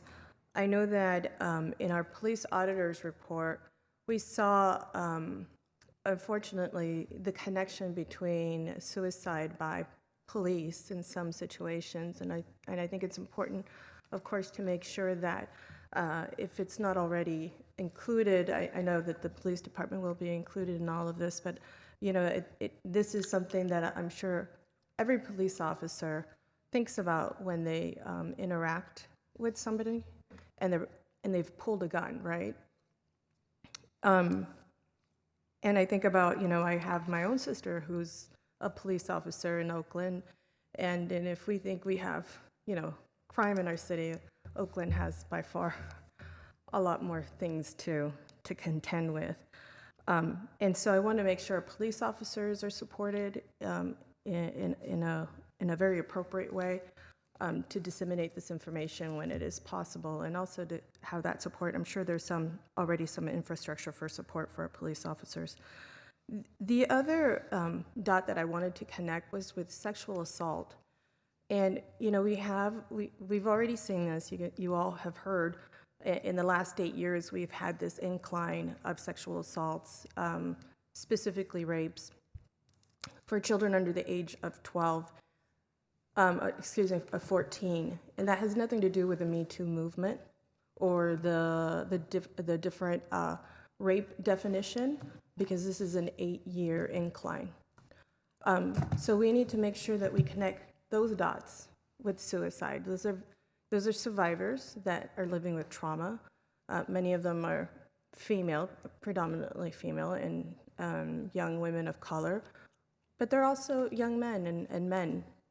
So we need to make sure that in our protocols and the way that when we respond to this type of crime, that there is an opportunity at a very appropriate time to also disseminate information to those clients, or to make sure that those clients are connected with a service or a support network. And many times our sexual assault survivors don't want an exam, right? They don't want a sexual assault exam. And when you get connected to a sexual assault exam, you actually get connected to a network.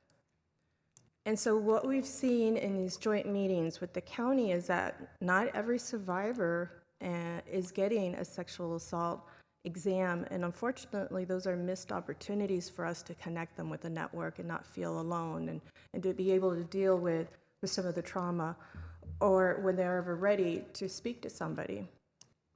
So I want to make sure that we connect all the dots, especially with what we're seeing currently within our own system. And so I'm not, I don't have the answer for it, but I want to make sure that we consider this as we move forward. It's not an easy situation to address, but we've also heard quite a bit, and I can't ignore some of those. I'm recalling some of this testimony that we heard in some of these joint meetings, where parents come in and they're the voice of those children and those youth that have lost their lives because of suicide, and because there were also victims and survivors of sexual assault. And so I want to make sure that we are paying attention to those things, and however we implement this, that we include this piece of the larger picture. So thank you. Thank you. Councilmember Carrasco? Thank you, Mayor. Very quickly, I just wanted to really acknowledge staff for working on this, but I wanted to acknowledge Councilmember Perales. You've been so steadfast and diligent since, let me make sure I got it right, since 2017, I think it was, when you brought it forward to priority, and the community was there really making sure that this was on our radar. And so I want to just acknowledge your efforts and really elevating this so that we all really understood the issue. I think we all knew what it was, but I think that you really just pushed us right over that edge and made sure that we didn't forget about it. So thank you so much for doing that. And I want to acknowledge the audience, the members that came out to speak, especially Mr. Beekman. We've seen you just about every council session, committee meeting, and special session that there has been, and it's nice to see you, Mr. Beekman, so involved. But having you share that today, I just wanted to extend my condolences, because I see that that's such a painful moment for you, and having you share that, I know was probably difficult, and so I want to thank you for being able to do that. And that's what suicide does, is it leaves such a painful experience for those who are left behind, and that's why this is such an important policy for us to make sure that the city of San Jose leads on it, and that we address the epidemic that we're seeing, as my colleagues have mentioned, whether it's students in the LGBTQ community, but in individuals who just didn't see a way out, who are in a moment of despair, and who are grappling with mental health issues, stress, a lifestyle that is unlike anything we've ever experienced over the last 100 years. It's very quick, very rapid. Things are coming at us at 100 miles an hour. And so it's very difficult to experience this. And for those who don't have those resources, sometimes individuals see this as the only way out, but nonetheless leave so many unanswered questions for family members and for friends. And so thank you so much, and I'm just going to leave it at that. I will absolutely be supporting this. Thank you. I wanted to thank everyone for their heartfelt comments and sharing their own experiences. I want to thank Councilmember Perales for leading this effort and for the many members of the community who have been advocating persistently. We know there's much more work to do, but we really appreciate the work that's gotten us here this far, so thank you very much. Thank you, Sarah. All right, on the motion, let's vote.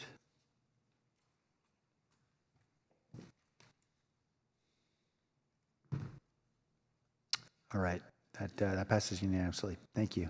Thank you both.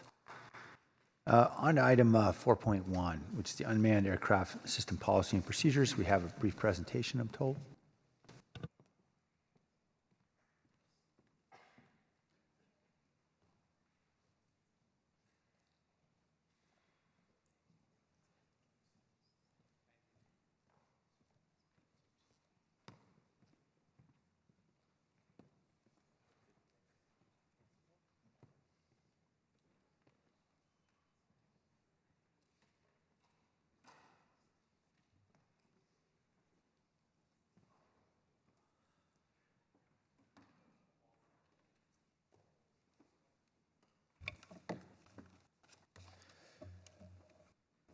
All right. Thank you, Mayor, Vice Mayor, Council, for having this opportunity to engage you with regards to our policy recommendations for the use of the UAV.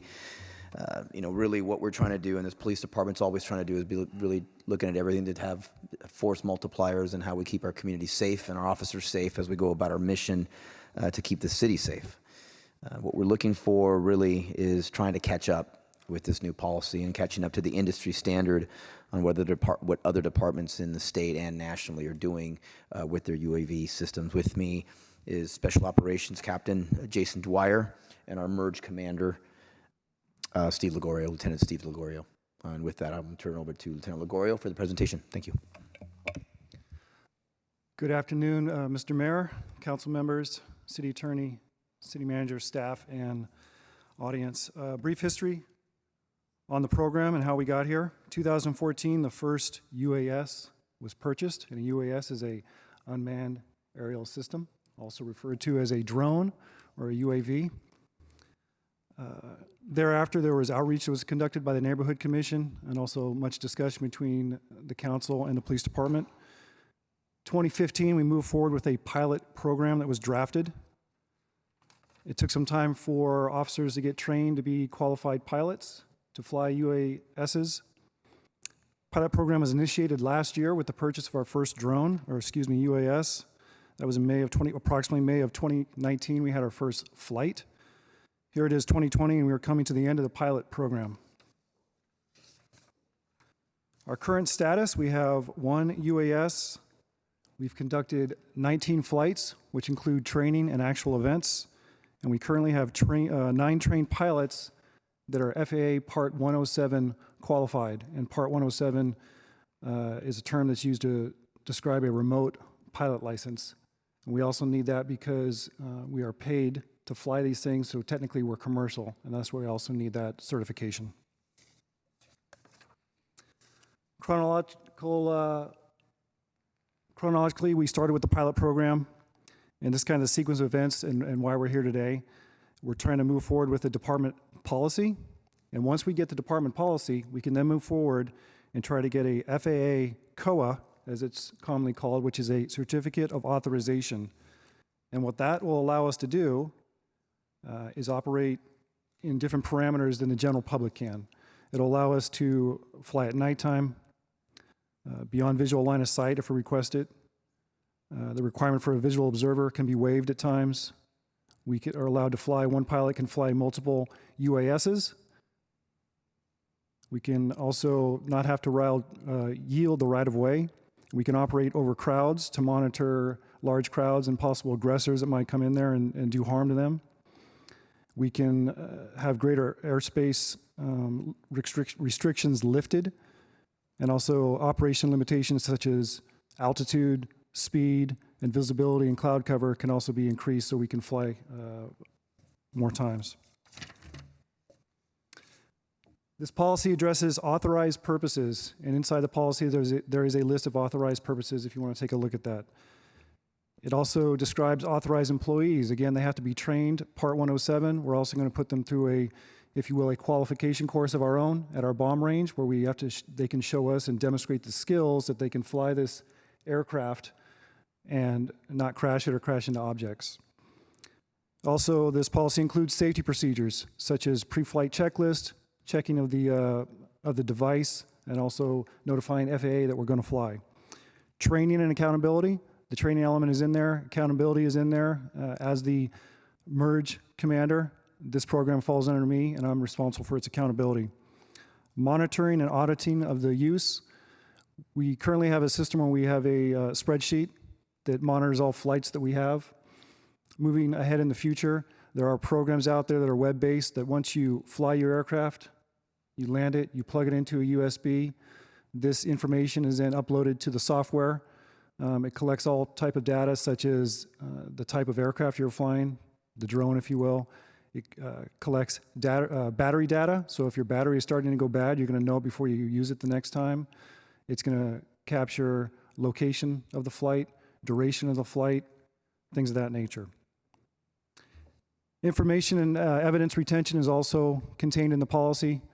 We are going to maintain evidentiary value video or photos, the same as other evidence is captured and kept in our duty manual.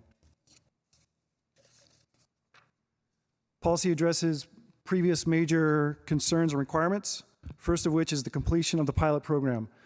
The pilot program asked that once we completed it, that we put together a policy and then presented it to the City Council, which is what we're doing today. FAA approval and regulations, again, if we're going to move forward with a COA, we have to have this policy in place. We've attempted to start the process for an application, but if you don't have a permanent policy in place, you can't move forward. Logging of flights, we have been doing that as requested per the pilot program, and that information is posted on the web and can be viewed today. Random surveillance, that is addressed in the policy of allowed flights and also prohibited flights. We do not allow random surveillance. Non-weaponizing of the UAS, that will not occur. We do not intend to weaponize a UAS, nor can they be weaponized.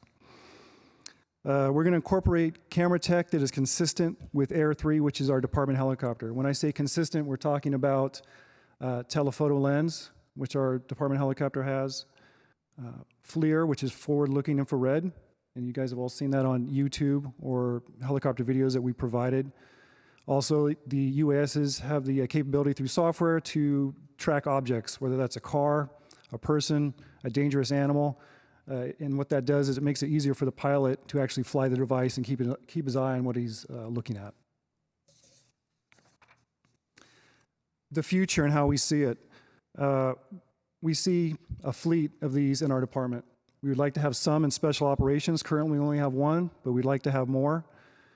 Special operations typically gets tasked with our larger events, such as the Bernie Sanders rally that just happened this past Sunday. For events like that, what we'd like to do is have our drones available. We're not there to watch the crowd and the rally.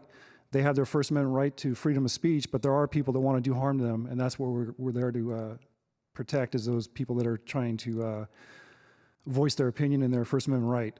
There may be people in the crowd that want to be agitators. There may be vehicle-borne attacks we need to worry about, and we got to watch those outlying areas. Also, night flights. Once we get the COA, one of the restrictions that lifted is that we can fly at night. Currently, we cannot, so none of our flights have been after the sun went down. We'd like to see our detectives and our Bureau of Investigations acquire these UASs. They've actually requested it. You can look at post-event incidents, such as major traffic accidents. They'd like to fly the UASs and gather data from up in the air, give them a better visual and also documentation of what occurred. The homicide unit would like to use it for crime scene investigations, also gather data and get a better picture of what happened, and later for court testimony. Ideally in patrol, we're going to outfit each division with a minimum of one UAS, so they're out there on a daily basis, every shift, 24/7. They'll be available. Unfortunately, our helicopter is not available 24/7, but these will help supplement that, and they're a force multiplier. Best practice and industry standards that officers are checked out these devices and they have them in their vehicles. My goal is to have at least 30 trained pilots. Again, we have 9 right now. My goal is to have 30 more pilots than devices. That way, at 24/7, an officer could be requested to deploy his UAS and provide an overhead to provide officer safety and better protection for the public. Moving ahead, if we can pass this policy, we will be the first department in the city of San Jose to go operational. We will open the door for other city departments. I know there's a lot of people watching today. I know the fire department's here. I've heard it from environmental services. There's a lot of people who want to use these devices to help us in the future. I believe our policy it's safe, it's legal, it protects privacy, it increases productivity of our officers, improves officer safety, and provides public safety.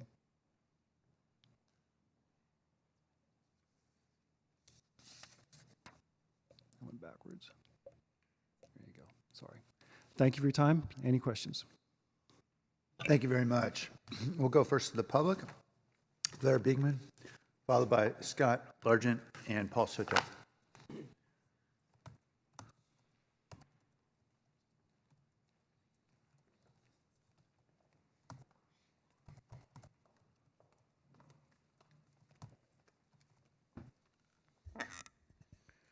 Hello. It has been 5 years since the drone policy has finally developed. It is frustrating to have taken this long. We've all gone through a lot of trial and error to arrive at this policy. After this past 5-year push for San Jose to be an innovation leader with technology, I hope the remainder of the Liccardo administration and all of San Jose will be considering how technology can work more hand in hand with open and accountable technology practices. Thank you for this drone policy today. It is accountability that I feel can better define technology innovation at this time, yet the mayor and the city government are too afraid to talk about this natural symbiotic relationship more openly. The surveillance and technology ordinance landed in San Jose about 5 years ago, about the same time as the drone program. A thank you and an incredible acknowledgement that a city government version of the surveillance and technology ordinance made the top 25 of priority choices this year. You have issues of traffic calming and city public transit practices third and fourth on your priority setting this year. These possible ideas from the state that include Vision Zero ideals seem a perfect match for tech accountability, as both these ideas can work towards, and not exclusively, towards civil protections, neighborhood safety, and sustainability. I think we are all mellowing our lives and our thinking since 2001. Public oversight practices based on peace, openness, human rights, and civil protections can give the everyday public of the local community a good guideline process to address federal, international, and UN governments at this time in human history. There is simply the ideas of hope, enjoyment, and better learning of good democratic practices and good sustainability, community sustainability with responsible, accountable technology practices. This is how to try to return to the ideas of We Are San Jose, and I feel we can better define technology innovation at this time. Thank you. Thank you.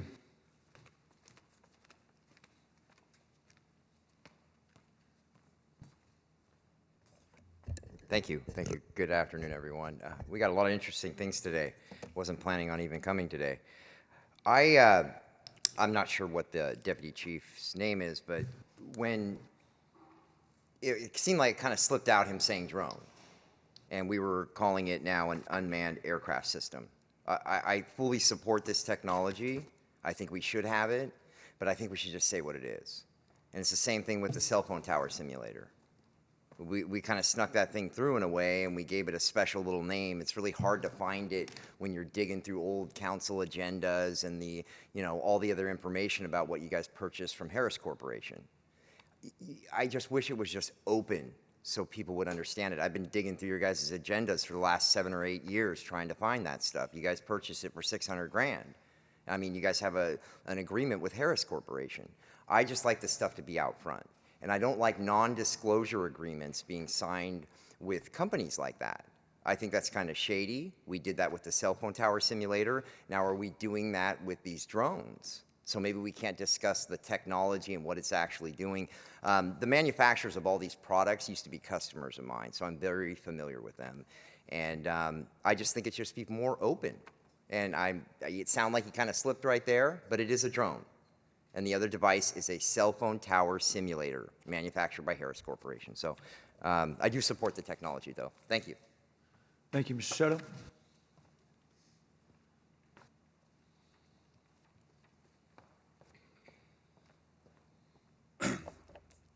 Paul Soto from the Horseshoe.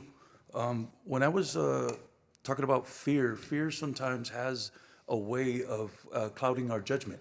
We feel like that we are because there's a potential for something to happen, that I can morally and ethically and legally justify whatever it is that I do in the name of protection. And there's a very delicate balance to be struck there between the safety of the community as a whole, the integrity of the job of law enforcement, and the civil liberties and rights of a citizen. And that all of those have to be balanced very delicately. The euphemistic language to make more palatable, not triggering civil liberty issues, is evidenced if you change the name from drone, which automatically it has connotations attached to it. But it's almost like there is knowledge that it would trigger that connotation, and that's why the language is changed. That in itself tells you that there's knowledge that something is maybe amiss a little bit. So the other thing is facial recognition technology. That wasn't mentioned. You know, is it going to have it? What is going to be done with the facial recognition technology? Is it going to be coupled with other technologies? I think that just as a cautionary measure, that sometimes the technology advances further than the law's ability to rectify or to foresee any problems that may happen in the future. So once again, Chief Garcia, I respect what you're doing, and I respect your the responsibility of protecting the whole city as a whole.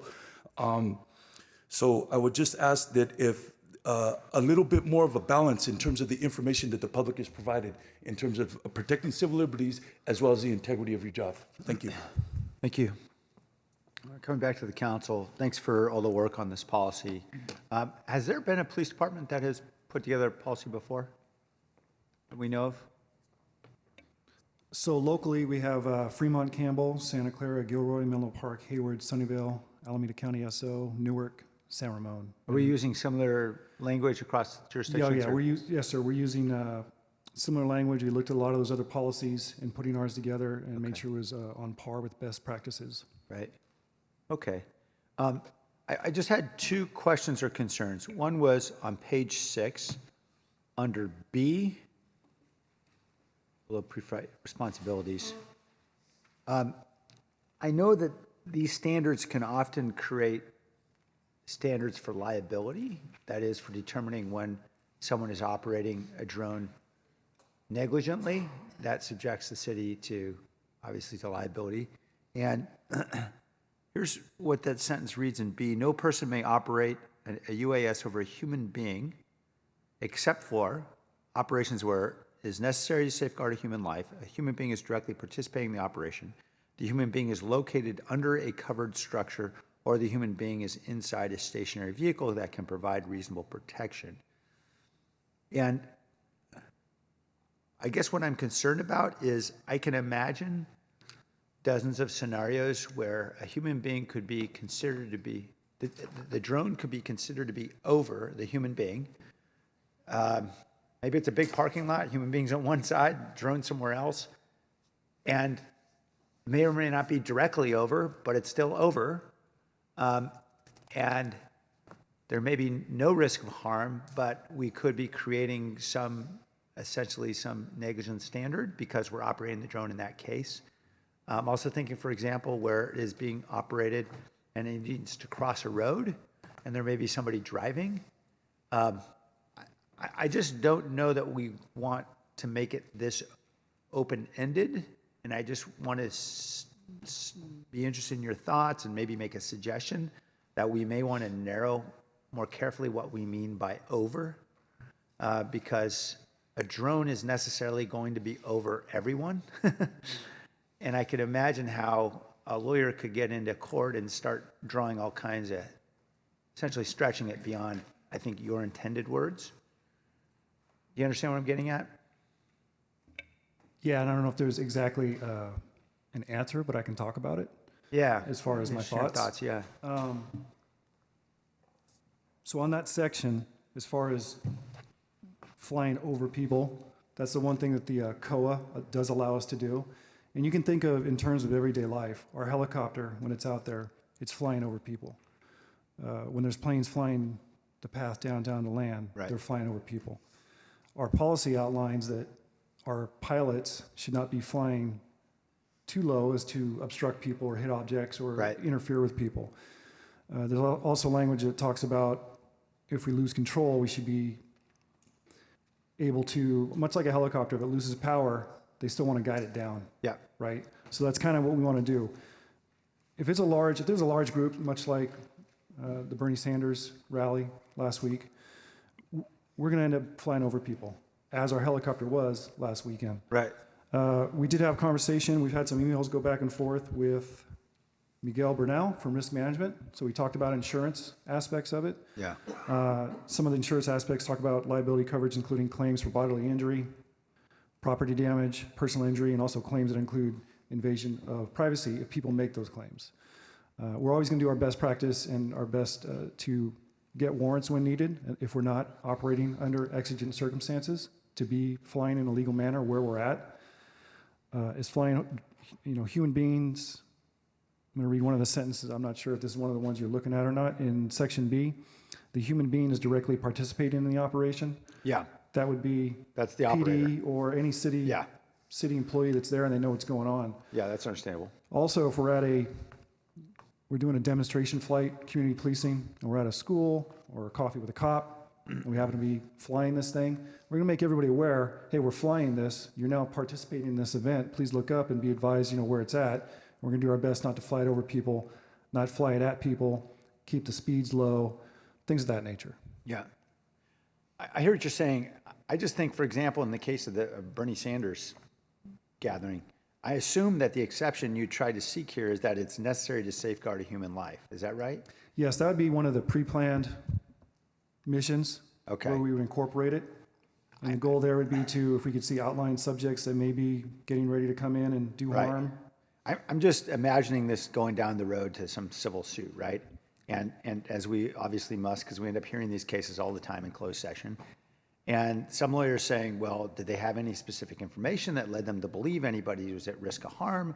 And if the case is no, and this is just a standard operation, sort of a general safety, then is this necessary to safeguard a human life? That may be disputable. I just think you probably want language that is not so blanket about operating over human beings, because I think you're going to need to operate this over a human being. I think the bottom line is you don't want to operate it in a way that's unsafe to humans, right?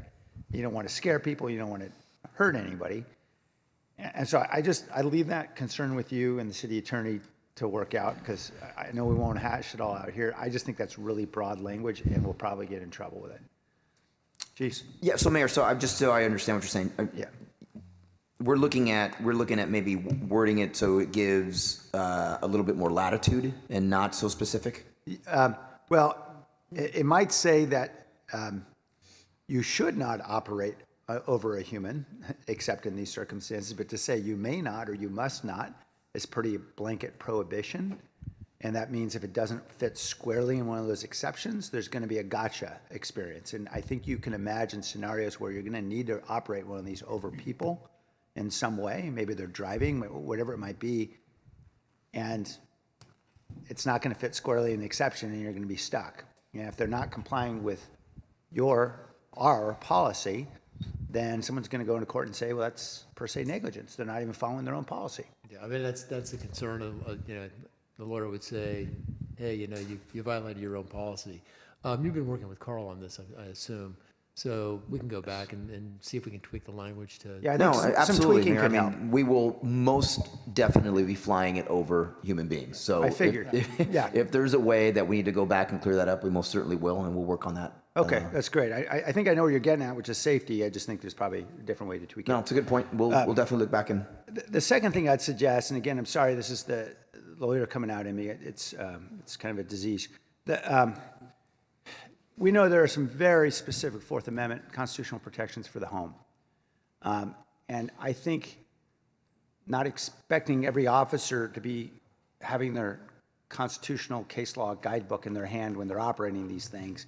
I think it would probably be helpful to have a specific set of prohibitions or guidelines around when a drone can take an image from within a home or in a backyard, but particularly within a dwelling that's occupied, because I think we're going to have all kinds of Fourth Amendment issues if we don't clarify that it can only happen if you got a warrant or you got consent of the owner or you've got an exigent circumstance, one of those Fourth Amendment exceptions, because otherwise I just can see this going badly where someone will say, well, you don't even have a set of policies that clearly tells you when you can and can't take an image inside a home or view inside a home.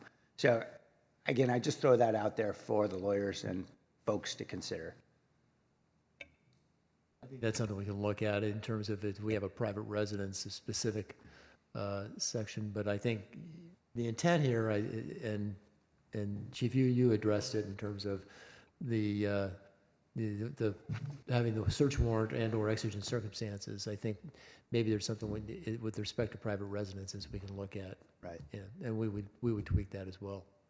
I'd have to talk to Carl, and I guess you guys need to chime in on this. We've discussed that internally as well, and we want to respond.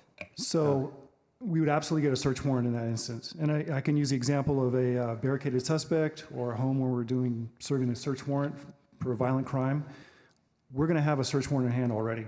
And I can say as the SWAT commander, merge commander, we have plans of using drones internally to search houses because there's already other agencies doing that, and it increases officer safety immensely. Right. With that said, we're going to seek a search warrant before we fly a drone into a house because you're gathering all that imagery and you're looking at it. So we're absolutely going to get search warrants and respect that Fourth Amendment right. I appreciate that. Believe me, I do. I just suspect, as a person who has woken up magistrates at 3 a.m. to get search warrants, that with a barricaded suspect, you may not have the time and you may need an exigent circumstances exception or a consent exception if it's a home, for example, and the woman says, yeah, he's in there, but you have my consent.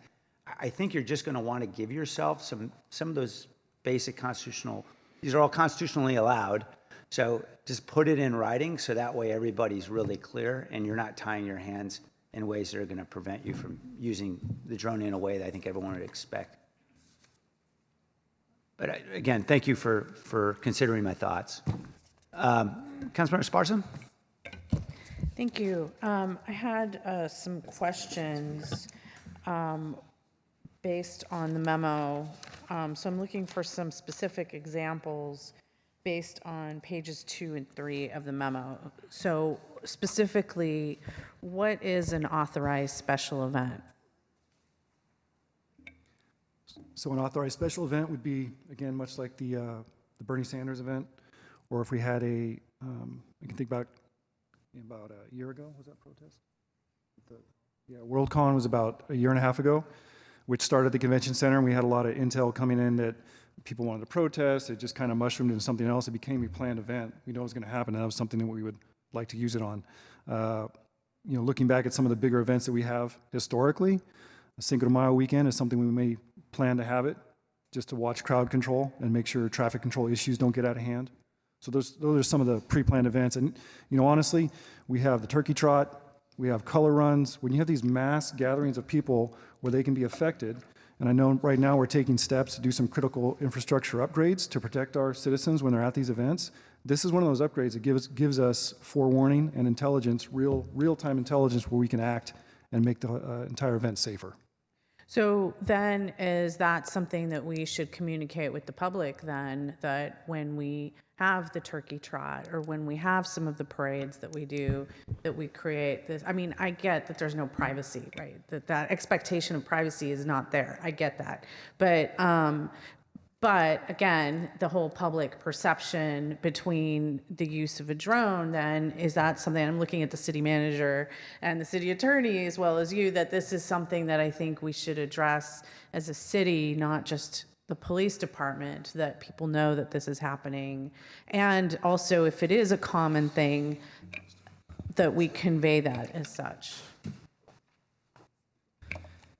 Councilmember, thank you for the question, but there's always going to be a fine line also between letting the community know and also those that wish to do harm to know what tactics we're using to try to find out what they're doing as well. So that's the balance. No, I hear you, and I get that. I'm actually trying to. So what I'm saying is not like, hey, we're going to put up a drone at this event at this time. I'm not saying that. What I'm saying is that we need to start talking about this, and if it is going to be at public events, like, hey, this is a tool in the toolbox. So again, we don't freak the wrong people out, right? I think that's a genuine issue. And then I had another question around post-incident crime scene preservation and documentation. So in terms of post-incident crime scene, so presumably whatever the issue is, it's safe, and you're using a drone. Can you give me an example of what that would be? Yeah, the first example, thanks for the question, first example I'd come up with would be like a fatal traffic accident. That's a fairly large scene. You think of a major intersection where they do all they can on the ground, but for vehicle accidents, you're always required to do a sketch, and that's from the sky, if you will. If you could get that imagery on a drone and then use that later in court, it would be huge. So that after the event has occurred, and that investigative step is huge. Same thing with going into houses or a homicide scene that's outside, maybe at a park, and it's a huge area. You're going to want to document the area as much as you can. You can never document too much, and you only get one chance to do it, because after you leave, that homicide scene, if you will, is contaminated. So it's a great tool to take it up in the air about 100 feet, get a picture of every single thing you can, and preserve that for later. Okay. And can you describe, actually, can you talk about night operations? So this is an issue I hear about quite a bit when it comes to the helicopter in District 7. It was an issue, I want to say a few months ago, where I got a lot of calls from residents because it had, in fact, usage of it had, in fact, gone up. And there's a balance in the fact that obviously it was needed, right? And so that is there.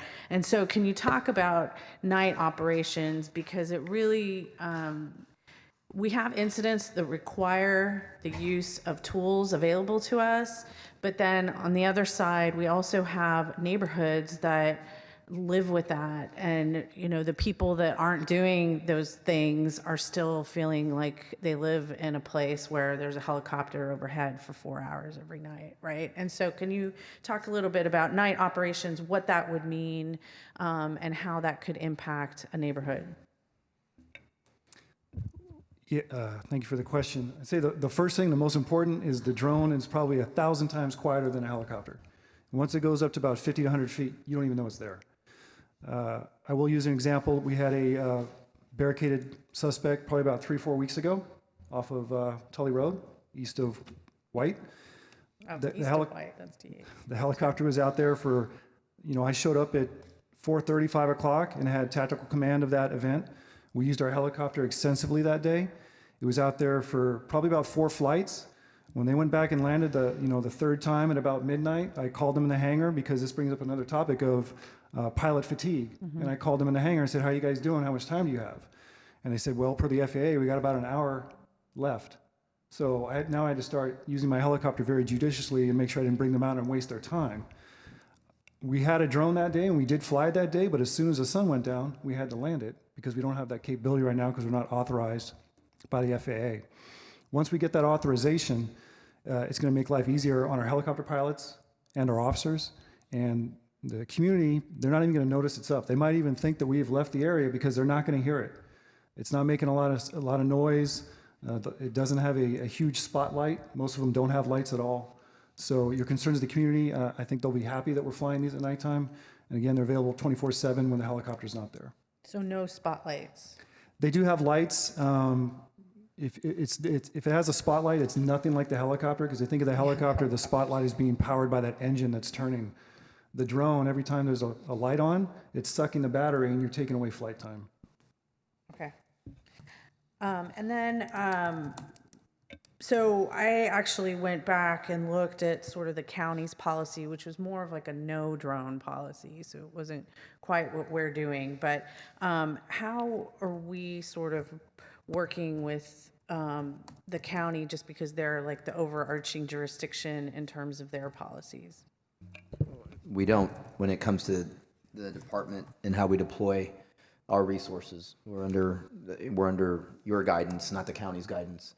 And we do have more of a policy where we use more technology to assist us in our public safety mission. But you treat it like an FAA, right? Because they're a federal regulation, so you're not going to have, I guess what I'm getting at is you're not going to have two drones in the same place, one operated by the sheriff.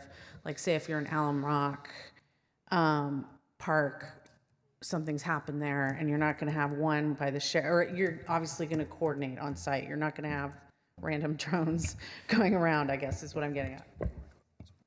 Yeah, we would definitely coordinate. But as we look at incidents that have happened, not just here, but if you look at the shooting at the Garlic Festival, that would have been a situation where we may have had multiple drones up by different agencies, and we would have been coordinating to gather as much intelligence as possible in that situation. So, but we would definitely, as we all do in everything. One of the things, and you mentioned the helicopter, and apart from some of the very valid points that the mayor made with regards to a UAS having the functionality it has is because it's a much smaller. It really is literally almost like having the same technological capabilities as our helicopter has, just in a very small version. Where from the optics of it, from the lens, from all the technology, it really is just imagining a smaller version of that with some specific issues that we do need to address, but. We definitely we would definitely be coordinating with agencies regarding that. Okay, thank you. That's it. Thank you. Vice Mayor Jones? Thank you, Mayor, and thank you for that presentation. I just want to go back to some of the speakers, and actually some of my colleagues have alluded to the issue around transparency. And with a lack of transparency, obviously misinformation, fear, distrust fills that vacuum. So can you tell us how you're going to ensure that we have transparency? Absolutely. Thank you for the question, Vice Mayor. I mean, one of the things that we want to do, obviously, we want to be able to use the UAS when we need it to serve our public and keep our officers and our community safe, first and foremost. Having said that, the way we gain trust is by letting the community know when we use it. You can go on our website today and you can see listed when our flights went up and the reason they went up. And we're going to continue to do that. Another thing that we can do as well is we can come back quarterly in our operations report to PISFIS and again report out how many times we use it. We certainly have nothing to hide, nothing to fear for the reasons we want to use this technology, and we want to be as transparent in our use as possible to the community. One of the things that drives the fear is the fear of invasion of privacy. Do we have? I know this technology is being deployed in other police departments. Are there use cases or examples that we could share with the community in terms of how these drones have been used to solve, different situations, or how they were deployed? Do we have any specific examples that we can share? Thank you for the question. Yeah, there are many examples. I'm going to bring up Chula Vista Police Department because they're literally the national leader on the use of UASs, and they have a partnership with FAA. They deploy drones. I keep saying drones. That's just the layman's terms. UASs from the top of their police department to a majority of their calls. Chula Vista is about the quarter of our size, quarter of the population, about a third of the size. If you go on their website, they attribute assisting with hundreds of arrests for the past 3 years. They respond to fire events, police events, domestic violence events. They're literally beaming the video to their officers while they're en route. The officers are gaining the intel as they're en route, so they're better prepared of what's going on, and they're also going to be safer. These devices have the capability of dropping items, and you think, well, what are they going to drop? We're not going to weaponize it, but if the fire department has UASs, and we have them, and there's people that are stuck, and they're doing a swift water rescue, and somebody's stuck on an island in the middle of a river. They can fly a UAS out there, fly it down to the ground, and drop off a thermal blanket, water, a cell phone, so we communicate with them. There's a lot of examples of great things they can do, and honestly, once we get these in the hands of police officers and the firefighters and the other individuals of city departments, they're going to be the innovators and show us what else these things can do. But there's a lot of positive things that these can absolutely do. Great. Thank you. Thank you. Councilman Prowse? Yeah, thank you very much. Sorry, I don't think Scott is still here, but I was going to point it out in the definitions page of the UAS unit standard operating procedures definition for the unmanned aircraft UA or unmanned aerial vehicle UAV, an aircraft that is intended to navigate in the air without an onboard pilot, also alternatively called remotely piloted aircraft RPA or remotely operated vehicle ROV or drone. So I don't think we're hiding it. It's just unfortunate there's too many damn names for these. And yes, it is true that the layman's term is drone that so many of us use. Personally, right, they're not too scary. I know that so many use them for their own weddings, right? They'll hire a drone to fly over their heads and the wedding parties' heads. It's becoming more and more common. Certainly you see them with the general public using them on a regular basis. But I do appreciate the policies and the intent here of the policies. I know that we mentioned a little bit about the potential for other departments that may have an interest. I know that here in the memo on page 3, it states in the middle there, the use of the UAS will be prohibited under the following circumstances. The first one, for activities that do not have a legitimate law enforcement purpose. So I know that for other departments' purposes, looking into, at our wastewater treatment plant, right, and the opportunities, that we have to really utilize them. I'm just kind of curious from the city manager's standpoint or city attorney. This sounds like this is just from the police department's policies, so they're sort of restricting themselves. What does that look like, though, if that language is in there within the police department? Are we setting ourselves up for a little bit of failure with our other departments that may want to use it, and now it's, that's something that needs to come out? So I'm just curious in that regard. Yeah, thank you for the question. So I see, this is really the presentation, and what we're talking about today is the pilot program in the police department as it moves forward. I think we certainly see application beyond the police department in our future. And Dolan's here in the audience that can kind of help describe where this is on our technology roadmap for citywide deployment. We do plan on tackling the privacy issues as well along the way. I happen to have met the city manager in Chula Vista numerous times, and am personally excited about the opportunities that drones present to us from an operational standpoint. So I don't see this policy as containing us anyway. There may be adjustments that need to be made along the way as we learn more and develop the privacy policy and really operationalize citywide. But I'm very supportive of this moving forward, and if we need to adjust along the way, we will. Okay, great, thank you. And I do look forward to this tool. I think it's, again, there's so many individuals in our general public using it for other reasons. I do think this is a tremendous tool that we should have at our disposal, and I do appreciate all the work that went into crafting the policy. I know that we were really delayed in regards to the FAA, but I do think we know that there were a number of instances over the last couple of years where we would have loved to have had more access to this. So I look forward to those opportunities going ahead. Councilmember, can I just, as we're thinking out loud here as we're going through this, if we changed, and if Rick could help out, if we changed law enforcement purpose to public safety purpose, a legitimate public safety purpose, because that would encompass fire department.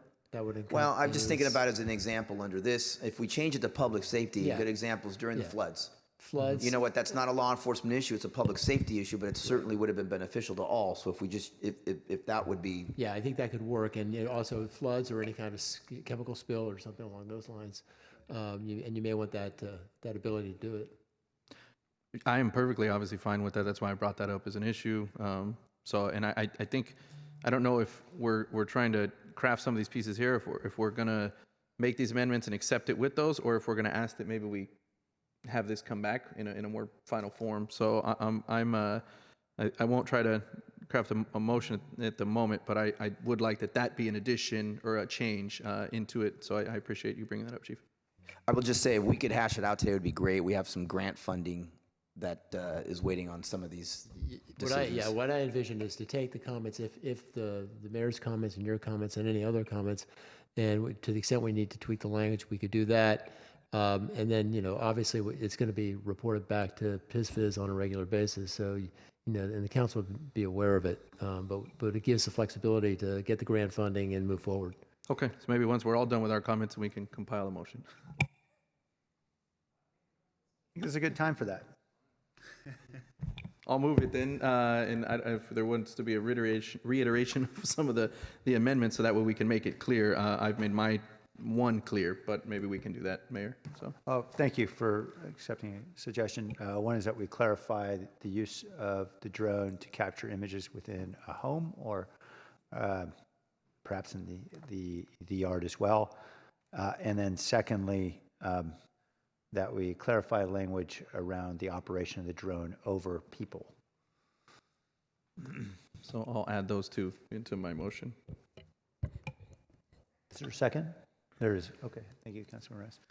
Councilor Esparza? Yeah, and a quick point. Can we add that as an info memo? So it's going to PISFIS, but at the same time, can it just go out as an info memo with the data? Yeah. Thank you. Okay. Okay, any other questions? All right, let's vote on the motion.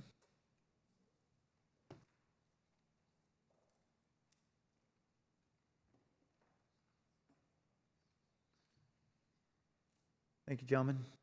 Item 6.1 is a report on bids and awarded contract for the Fowler Pump Station Replacement Project. There's no presentation.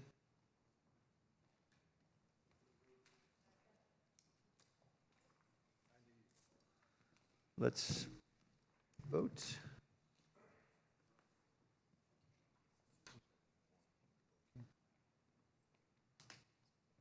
All right, item 8.2 is our final item, housing opportunities for persons with AIDS, permanent supportive housing grant award from HUD. We have several members of the community who would like to speak. Paul Soto, followed by Jennifer Vanneman. Paul, come on down.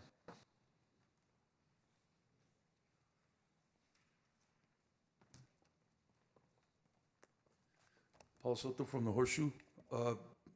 With regard to housing, I'd really like to see some coordination between, for the public, between Newsom's proposals to put, he's giving land away for $1, and there's already been trailers delivered to Stockton, Antioch, Sonoma County. And so these cities are far more progressive than we are in going through the process and the bureaucracy to obtain it and to operate them. And so I think the urgency of the poverty that creates homelessness in this city, that it pretty much it demands it. And so. I don't know what needs to happen for the city itself to see this issue and respond to it in a way that is commiserate to how dangerous it is to live out there on the streets. Living out there homeless, living out there in poverty, and also the way that we're framing it, we're talking about having a housing crisis.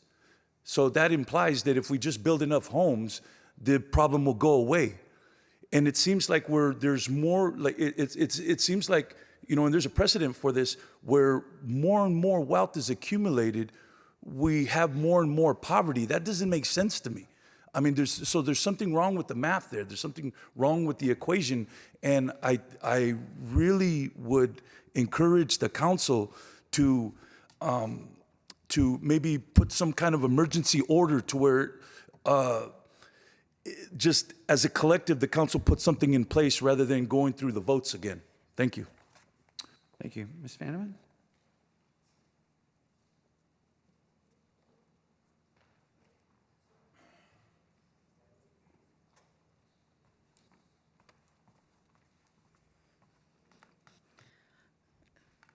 thank you for reviewing this resolution today. I am the program director for the HIV and AIDS Services program at the Health Trust. I've been with the agency for nearly 5 years now and working in HIV prevention and care for nearly 20. And I have seen firsthand over and over the issues that not only living with HIV, having a chronic health condition, cause for some of our most vulnerable community members, but also the ever-increasing cost of living, especially here in the city of San Jose and Santa Clara County. This grant award is truly crucial for services here in the community to support those vulnerable community members and sustain housing for individuals who may be disabled or on fixed income and unable to afford the cost of living here in the city. We currently have approximately 1,500 to 1,600 individuals living with HIV who are eligible for Ryan White services, which means they have an annual income of 500% of the federal poverty line or below, which is only about $62,000, $63,000 a year. If any of you have ever tried to live in this city on that amount alone, it's really challenging. And this sustained funding going forward will allow us to not only support permanent supportive housing for over a dozen households, but we will also be able to provide supportive services by way of medical case management support for, we estimate about 60 to 65 individuals over a 3-year period.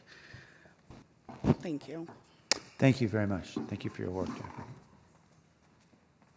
All right, returning to council, in response to Mr. Soto's concern, note that we had actually taken 7 months to negotiate the construction of a tiny home site on Caltrans land. We were, I think because we were the pioneers, we were the ones that took the most time doing it. Unfortunately, the governor wasn't happy to hear how long it took, but we have finally secured that lease, and we are I believe, underway under construction on that site, and we're looking at others as well. So certainly, we have been well underway on this effort to build affordable housing for the homeless on Caltrans land. Councilmember Foley. Thank you. I really appreciate this coming before council and the work of the Health Trust in administering these funds. This is a decrease over funds from our previous grant, so it appears that we're able to assist less people. So I'm curious, but the need is greater than that.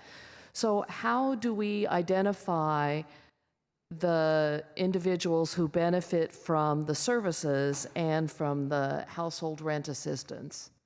How are they selected? How are they notified? How do we become aware of them? Can someone? Hi, Councilmember. Thank you. Hi. I'm Looking Robert at Lopez. the Health Trust. We're looking. Oh over. yeah. Hi, I'm Robert Lopez with I'm the grants manager with the Housing Department. Yeah, this is actually complementary to our normal HOPWA entitlement program, which also kind of operates similar with rental assistance for folks that have HIV. So it's the Health Trust actually does a lot of the marketing, and they manage the waiting list, and right now there is a waiting list of folks on there. So so if you want to get an idea of how many there are on that, we can let you know. So this is in addition to the other AIDS funds that we have. Right, and the other AIDS and HIV. Yeah, the other funds are entitlement funds, so we get those automatically through the federal government. These ones we actually have to apply for with our sponsoring agency, the Health Trust, so that we can offer more services and more rental assistance. And these funds are, this is allocated over a 3-year period, so it's $1.2 million for a 3-year period. That's correct. In total, okay. Thank you very much, I really appreciate it. I will move the item. All right, on the motion, let's vote.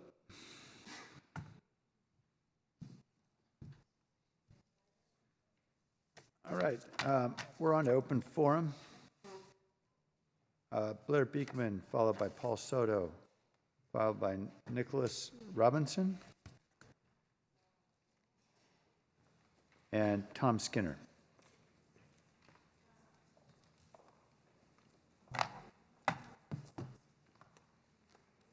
Please come down if I've called your name, then you can, that way you'll be close to the mic. Thanks. Hello. You will be deferring an item today on a sale transfer of pond land in the Bay Tidal areas to Valley Water for a levee construction project. It is a project that will work with the city of Santa Clara.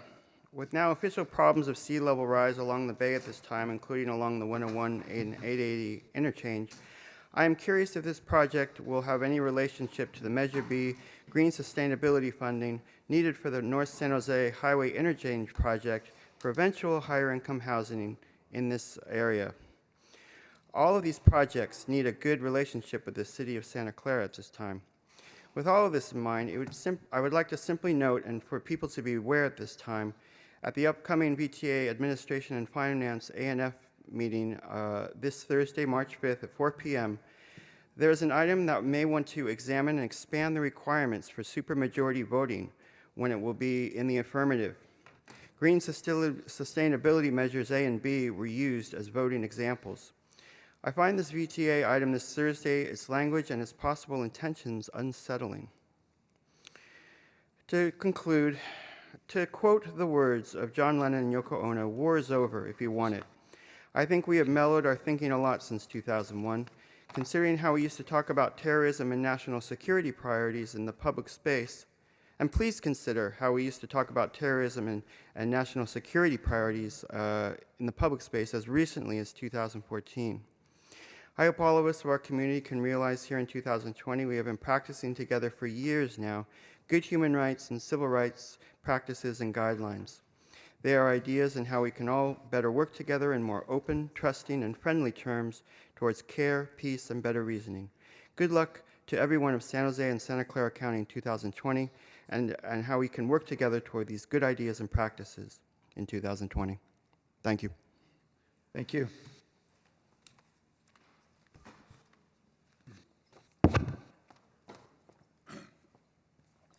Paul Soto from the Horseshoe. I went to the Planning Commission, and I discovered that 4 people out of 7 are on the Planning Commission from District 6. I mean, that's just, I mean, I'm not going to participate in this masquerade or in this charade. I mean, that's just foul, you know. And there's a historical context for that.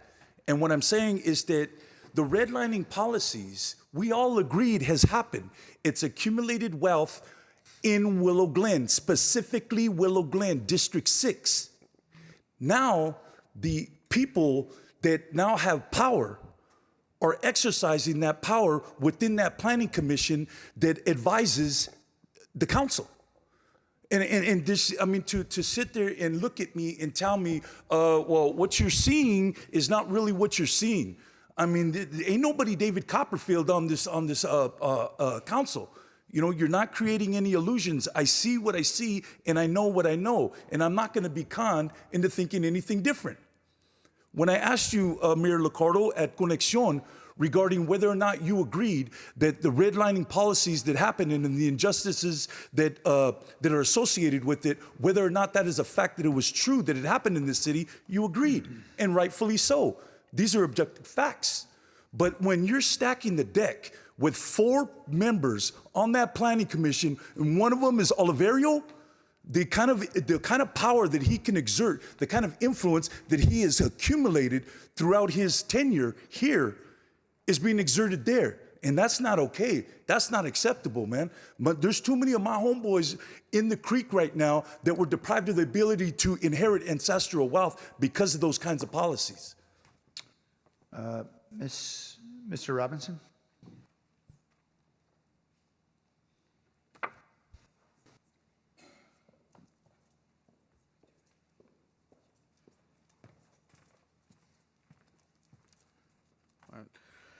So, my name is Nicholas Robinson, and I am here, and I'm deeply concerned in regards to your guys' assaults investigation unit with the San Jose Police Department. January 3rd, this year, Easy 8 Motel, which I believe off of on First Street, next to the Grist Station, which I believe is in Councilmember Peralez's district. I was a victim of assault. And I do believe it was after business hours or normal business hours. I wait until Monday to call and follow up and find out who is assigned the investigation. I find out that it was closed out due to lack of resources. I go to the DA's office, and the very next day find out that it was closed out due to lack of evidence. I hear 3 different things from 3 different people, one of them being the IPA's office. I do believe that there is extreme bias involved, and they do not see me as a victim. They see me as more as a suspect, and I don't feel that that is fair. Yes, there is current, they are, did investigate where suppose I was the alleged, perpetrator or suspect on. However, that's not what I'm talking about. I'm talking about where I was a victim, and I feel that this is an extreme injustice. I feel like I'm not even going to get the justice that I deserve. And I am now I feel like I'm forced to have to hire and retain an attorney for an issue that I shouldn't have to. And I would appreciate you guys, looking into this and, talking with them and in regards to this is ridiculous. Thank you. Thank you, sir. Sir, can I just ask you, did you convey the circumstances to the independent police auditor? Excuse me? Did you convey the circumstances to the office of the independent police auditor? Oh, yes, and I currently filed a formal complaint against them because... I just want to make sure you're aware of the process. That's important. Yeah. Okay. No, I appreciate it. Thank you. Thank you. Okay, Mr. Skinner,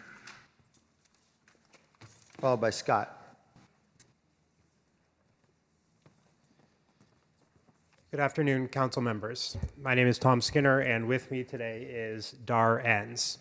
And we know that the enforcement of the minimum wage policy in San Jose is important to the council, and it's one of the top priorities this year. And we have a story about a minimum wage complaint that was filed on Ms. Enns' behalf in January of 2019. From April 1st, 2015 to January 15th of this year, Ms. Enns worked as a property manager a few blocks away from here at Metro Walk Apartments, which is right next to a Meals restaurant on 2nd between William and Reed. Additionally, Ms. Enns worked for the owner of that property, cleaning other properties that he owns in San Jose. Ms. Enns was not paid for her labor for the first 2 years of her employment, and beginning in November 2017, she was compensated under the table for about $400 per month, which was far less than the amount of hours that she worked. Now, a complaint was submitted to the Office of Quality Assurance in January 2019. OEA left a voicemail with the owner on February 24th, 2019. No response. OEA then left, and the owner's name is Mike Bauer. The OEA then left another voicemail on March 5th, 2019. No response. On July 24th, OEA sent a letter to the owner requesting employment and payroll records. No response. On September 16th, 2019, OEA again requested employment and payroll records from the employer. No response. Now the employer has terminated Ms. Enns' employment and is now seeking to evict her while continuing to stonewall OEA's investigation. This is wrong. I have called OEA many times trying to plead with them for an enforcement action. Additionally, I have called the city attorney's office many times, pleading with the city attorney's office for an injunction against the eviction. Unfortunately, City Hall has abandoned Ms. Enns, so we are. This is one of our last options here to plead with the council. Sir, I'm sorry, your time's up, but let me just let you know. I know that Rick indicated that the city attorney's office is working on this, and so we have a team that is working on this now. Okay, well, thank you, Mr. Mayor. I appreciate that. I just want to let you know that the eviction Sir, I'm sorry. trial date is on March 18th. I understand. Thank you. Thank you. Scott?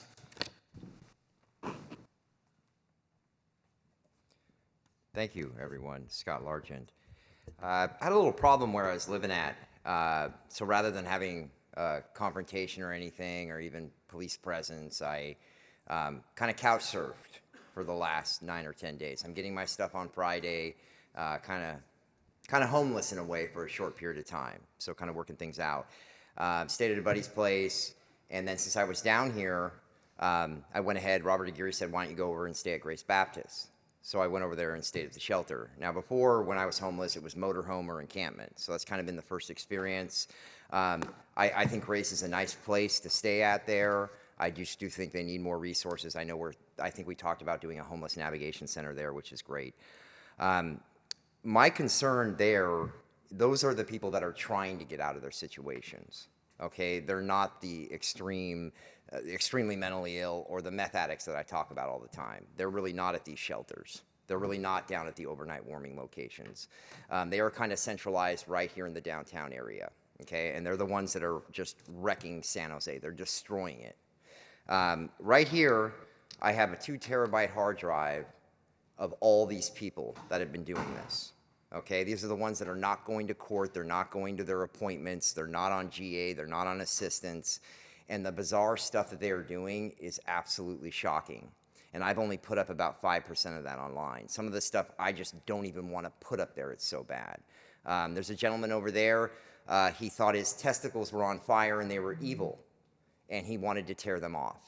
And then he takes his hand and he starts putting it, it was just shocking. And then he's putting this all over the telephone pole, and then he goes into Starbucks and spreads it. I mean, it was just shocking. And this morning I made another video. I just can't now, it's overwhelming. I can't keep up with it. I don't even have the storage space for any of this stuff anymore. It's shocking. And I'm not trying to rat these people out. I want to get them off the streets, get them help, and we can help all the other homeless people. I can bring my daughter down here. So thank you. Thank you. The meeting's adjourned.